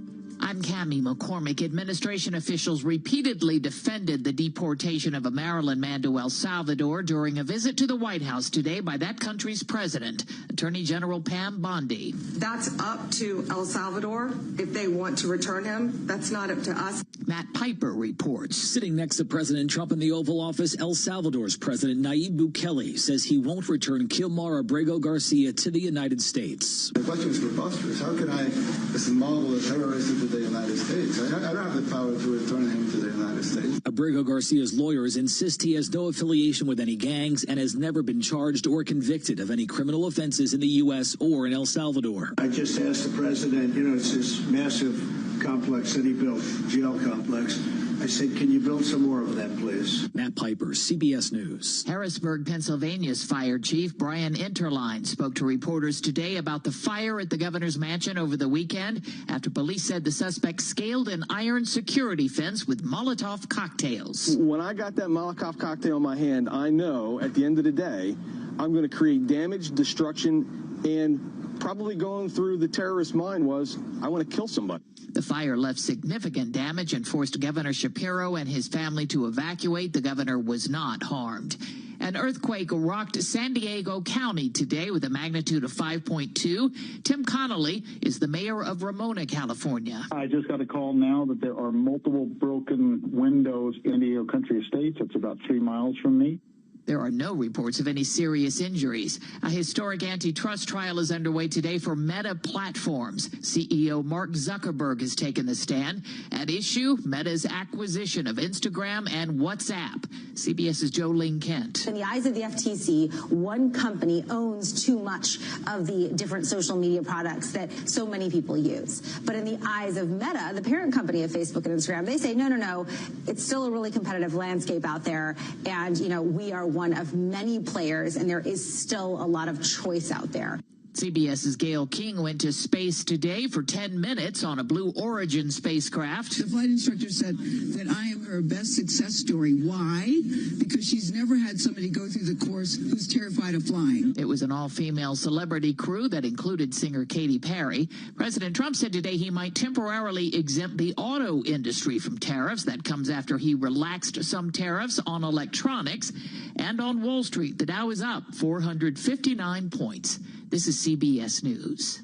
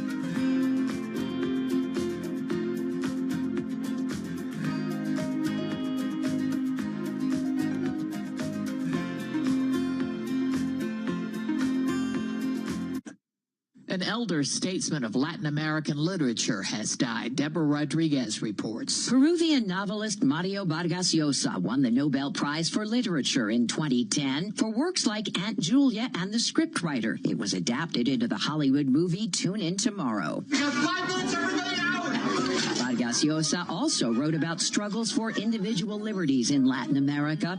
His first novel, 1963's The Time of the Hero, about his own experience at a military academy in Lima, was denounced by 7 generals. His family says Vargas Llosa died in Lima. He was 89. Deborah Rodriguez, CBS News. A jury has been selected to hear former Alaska Governor Sarah Palin's claims that the New York Times libeled her in an editorial 8 years ago. The jury was chosen in less than an hour. Today in Manhattan Federal Court, opening statements are set for tomorrow. I'm Cammie McCormick, CBS News. This is Bloomberg Business Week Daily, reporting from the magazine that helps global leaders stay ahead, with insight on the people, companies, and trends shaping today's complex economy, plus global business, finance, and tech news as it happens. Bloomberg Business Week Daily with Carol Masser and Tim Stenivek, live on Bloomberg Radio, television, YouTube, and Bloomberg Originals. All right, everybody, we are just about 55 minutes away from the closing bell. I just said to Tim, really tomorrow's really Wednesday. That's an interesting way to think about things. Because we're off Friday. We are off Friday. Markets are closed. Week, yeah. Holiday shortened trading week. We're seeing some buying right now. We're going to get an update from Amy Morris in just a minute. First up, though, we're talking markets, we're talking Meta, we're talking money, and more. I like what you did there. Thank you. Very, very nice. We're also a Bloomberg exclusive, our own Anne-Marie Hordern sitting down with the U.S. Treasury Secretary Scott Bessent live from Buenos Aires. So we will get to that a little bit later on. That'll happen in the 4 o'clock hour. So I'm assuming they're going to talk a lot about tariffs. I think that's a safe assumption to make. I think so, too. We'll see. We'll see. I'm looking forward to that interview, just a little under an hour to that one. First up, though, check of the day's trade and top business stories. Here she is, Amy Morris, in for Charlie Pellet. Hey, Amy. Hey, Tim, NVIDIA plans to produce as much as $500 billion worth of AI infrastructure in the U.S. over the next 4 years through manufacturing partnerships. In the Oval Office today, President Trump was asked about the chipmakers' plans. They're coming in here in the biggest way with hundreds of billions of dollars. Not like millions of dollars, hundreds of billions of dollars. And I'm honored by it. And I want to thank Jensen and all of the people that we deal with. They're great people. They're brilliant people. And without tariffs, they wouldn't be doing it. NVIDIA is also building supercomputer manufacturing plants in Texas and packaging and testing operations in Arizona. Mass production is expected to ramp up in the next 12 to 15 months. President Trump also floated the idea of a reprieve for autos as those tariffs are pending. Ford, Stellantis, GM shares all higher. We do check markets for you all day long here at Bloomberg. The S&P 500 up 1.3%, NASDAQ up 1.3%, and the Dow up 1 and a quarter. Let's call it 1 and a quarter. And let's see. The 10-year Treasury yield at 4.37% and the 2-year yield at 3.84%. Oh, those pop-up screens. Bitcoin also up 1.8% and the Bloomberg Dollar Spot Index down 0.4%. For on-demand news 24 hours a day, you can subscribe to Bloomberg News Now wherever you get your podcasts. I'm Amy Morris. That's a Bloomberg Business Flash. Now back to Bloomberg Business Week Daily with Carol Masser and Tim Stenivek. Amy, thanks for that update. Really do appreciate it. We just heard it from Amy. Stocks pushing higher alongside bonds. Kind of this measure of calm returning to Wall Street, somewhat odd today. Well, that's exactly where I want to start. We got Kim Forrest with us. She's founder and chief investment officer at Boca Capital Partners. She joins us from Pittsburgh, Pennsylvania. We wanted you on the show today, Kim, because I wanted to talk technology with you. You have a great background in tech. Before you were even an analyst or looking at stocks, you were an engineer. You've been thinking about AI for decades at this point. So we wanted to get some time with you, but I want to start big picture because Carol looked at me when Amy was just doing the numbers and she said, "This is a weird day." Is this a weird day? It is a weird day. So I think last night, if you looked at the futures, it was going to be off to the races, and it's not really doing that at all, right? I mean, it's a good day. It's not a great day. So why is this? I think part of it is, I hate to point this out, there's Passover and Easter at the end of this week. So I'm going to guess that there's a lot of people that are not at their trading desks, and maybe even some retail investors that this day of trading is passing them by. Oh, so you think that's what it is? You think it's just light volume and it's not? Well, I think that's part of it. Okay. That was the beginning of my thought. The end of it is, I think the carve out of special exemptions is confusing to people, and I don't know that they think it's long-lived. Like today, we're getting information about autos, right? That they're going to get some kind of special exemption. Perhaps the president said perhaps they will. There's confusing. there's no confirmation of that at this point. The president said there could be something. Okay, but you see what I'm saying here. Everything's up in the air. Kim, is the point that he's even shown a willingness after, like, nope, this is it, and then all of a sudden, like, yeah, we got a 90-day pause, and wait a minute, now we might help this. Oh, but I'm going to double down on this. Like, it's kind of, we thought it was firm, set, forget it. And now we're saying, oh, wait a minute, we can kind of crack the door open a little bit.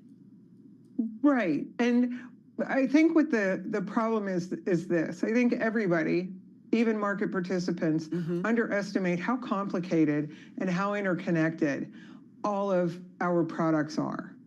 And I think especially Apple certainly somehow got to the president and told them, or the committee, the people that are the administration, that's the word I wanted, the administration, that he didn't really understand how embedded their products are to be made in China. And it's not just like, oops, we can throw up a factory and out it comes.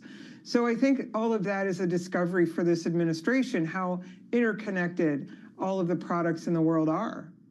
Do you think it's realistic for investors to think that Apple will somehow be spared from tariffs? I don't think they'll be spared entirely from tariffs, but I do think, because it's a big, beautiful company that is a shining light in the world, when you think Apple, you think American, right? Because that's what we are. And if you're buying it in France, you're buying an American phone, even though it's made in China. So I do believe that carve-outs will probably be necessary for some of our larger companies.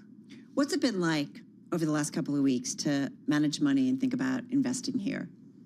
It's been exhausting, but that's what we get paid for, right? We're supposed to think really hard about what the future could be and what the future is likely to be, and how do we grow our investors' money. That's what we're supposed to do. But do you know what the future is going to be? Because, when you have folks like David Solomon of Goldman Sachs, I've got to go back, but he talked on the earnings call today, uncertainty around the path forward and fears over the potentially escalating effects of a trade war have created material risks to the U.S. and global economy. That's a big deal.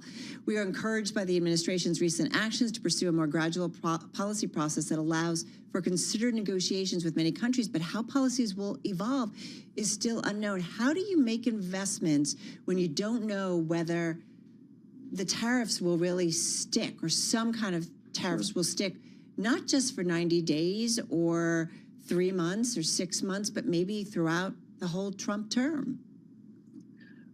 Well, you've asked me a philosophical question, and I'm going to give you a philosophical answer. Do any of us really know what the future brings? And I'm going to say no. But we all have a pretty good idea that tomorrow the sun's going to come up, and that products that people really want, the companies that make them are going to find a way to try to get them into to their customers' hands. Now, I think what the markets have been doing, and wisely, is giving everybody a little bit of a haircut, to say the least, some more than others. And instead of being fearful, you say, well, we'll pick on Apple. Apple probably has it has a product that there really is no comparison. You can get Samsung, they're all great products, but once people buy into the Apple ecosphere, it's really hard to get them out, right? So the best way to think about this is, yes, there's uncertainty, and there's probably going to be somewhat higher prices, but we don't know what that looks like. But again, Apple's going to do its very best, whether that's deploying lobbyists or bringing as much of the products that it can make back here, whatever it takes to be able to serve their customers. That's what they're going to do. And I think a lot of people get fearful and paralyzed and think, the end of the world is nigh. And that's just faulty thinking.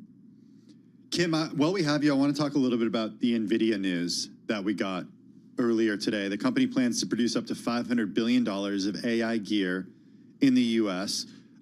This is AI infrastructure in the U.S. over the next 4 years through manufacturing partnerships. This would be Blackwell production at TSMC's new plant in Phoenix. NVIDIA is building supercomputer manufacturing plants in Texas with Foxconn and Wistron, and partnering with Amkor Tech and Siliconware Precision Industries for packaging and testing operations in Arizona. What does this mean to you?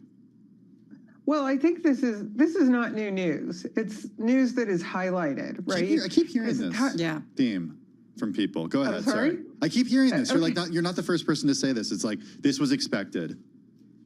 Well, right. Well, this, AI is really great, but it can't make plants come out of the desert in 15 minutes or less. I'm being glib here, but no, I mean it's been their deployment of capital has been ongoing, and this is all well and good that they're announcing that the Blackwell product in particular might be made here, which I think that's probably very comforting to the U.S. companies who want to buy it. And the U.S. companies are the ones that want this. That would be Meta, Microsoft, even Amazon, although they're trying to build their own, competitor to Blackwell.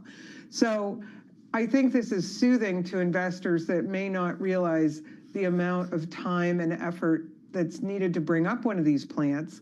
So that's why it's a yawn to us who have already kind of figured out what was going on in the desert, which was going to be the higher end chips. And I have to say, I think this is probably just a smart idea because NVIDIA, as well as many other companies, exhibited some real delays during COVID to get their products out of Taiwan.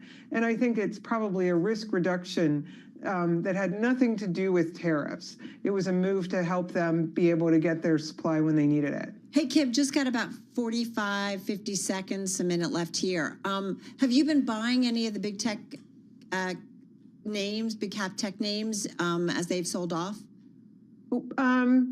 I can't tell you which ones, but yeah, we've been taking advantage of the price declines, we'll put it. So yes, okay.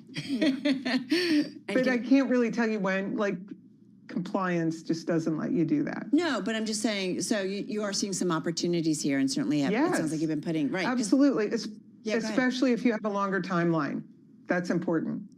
All right, good stuff. Kim, thank you so much. Kim Forrest, founder and chief investment officer at Boca Capital Partners, joining us from Pittsburgh, Pennsylvania. 1.3% to the upside on the S&P 500, the NASDAQ composite higher by 1.3%, the Dow up by 1.2%. Taking a look at the Russell 2000, those small caps higher right now by just about 1.2%. Yeah, looking at the equal weight S&P 500, it's up about 1.6%. I know I don't why'd you go there? I don't know. I've been trying to really understand this market environment and kind of like looking at some different things to understand what's going on here underneath kind of the major numbers here. Yields are down too. I love when I can throw them off a little bit. All right, folks, do not go anywhere. We're going to continue counting you down to the close. And of course, our exclusive with the U.S. Treasury Secretary Anne-Marie Horduran sitting down with Scott Bessent. That's happening at 4 p.m. Wall Street time. This is Bloomberg.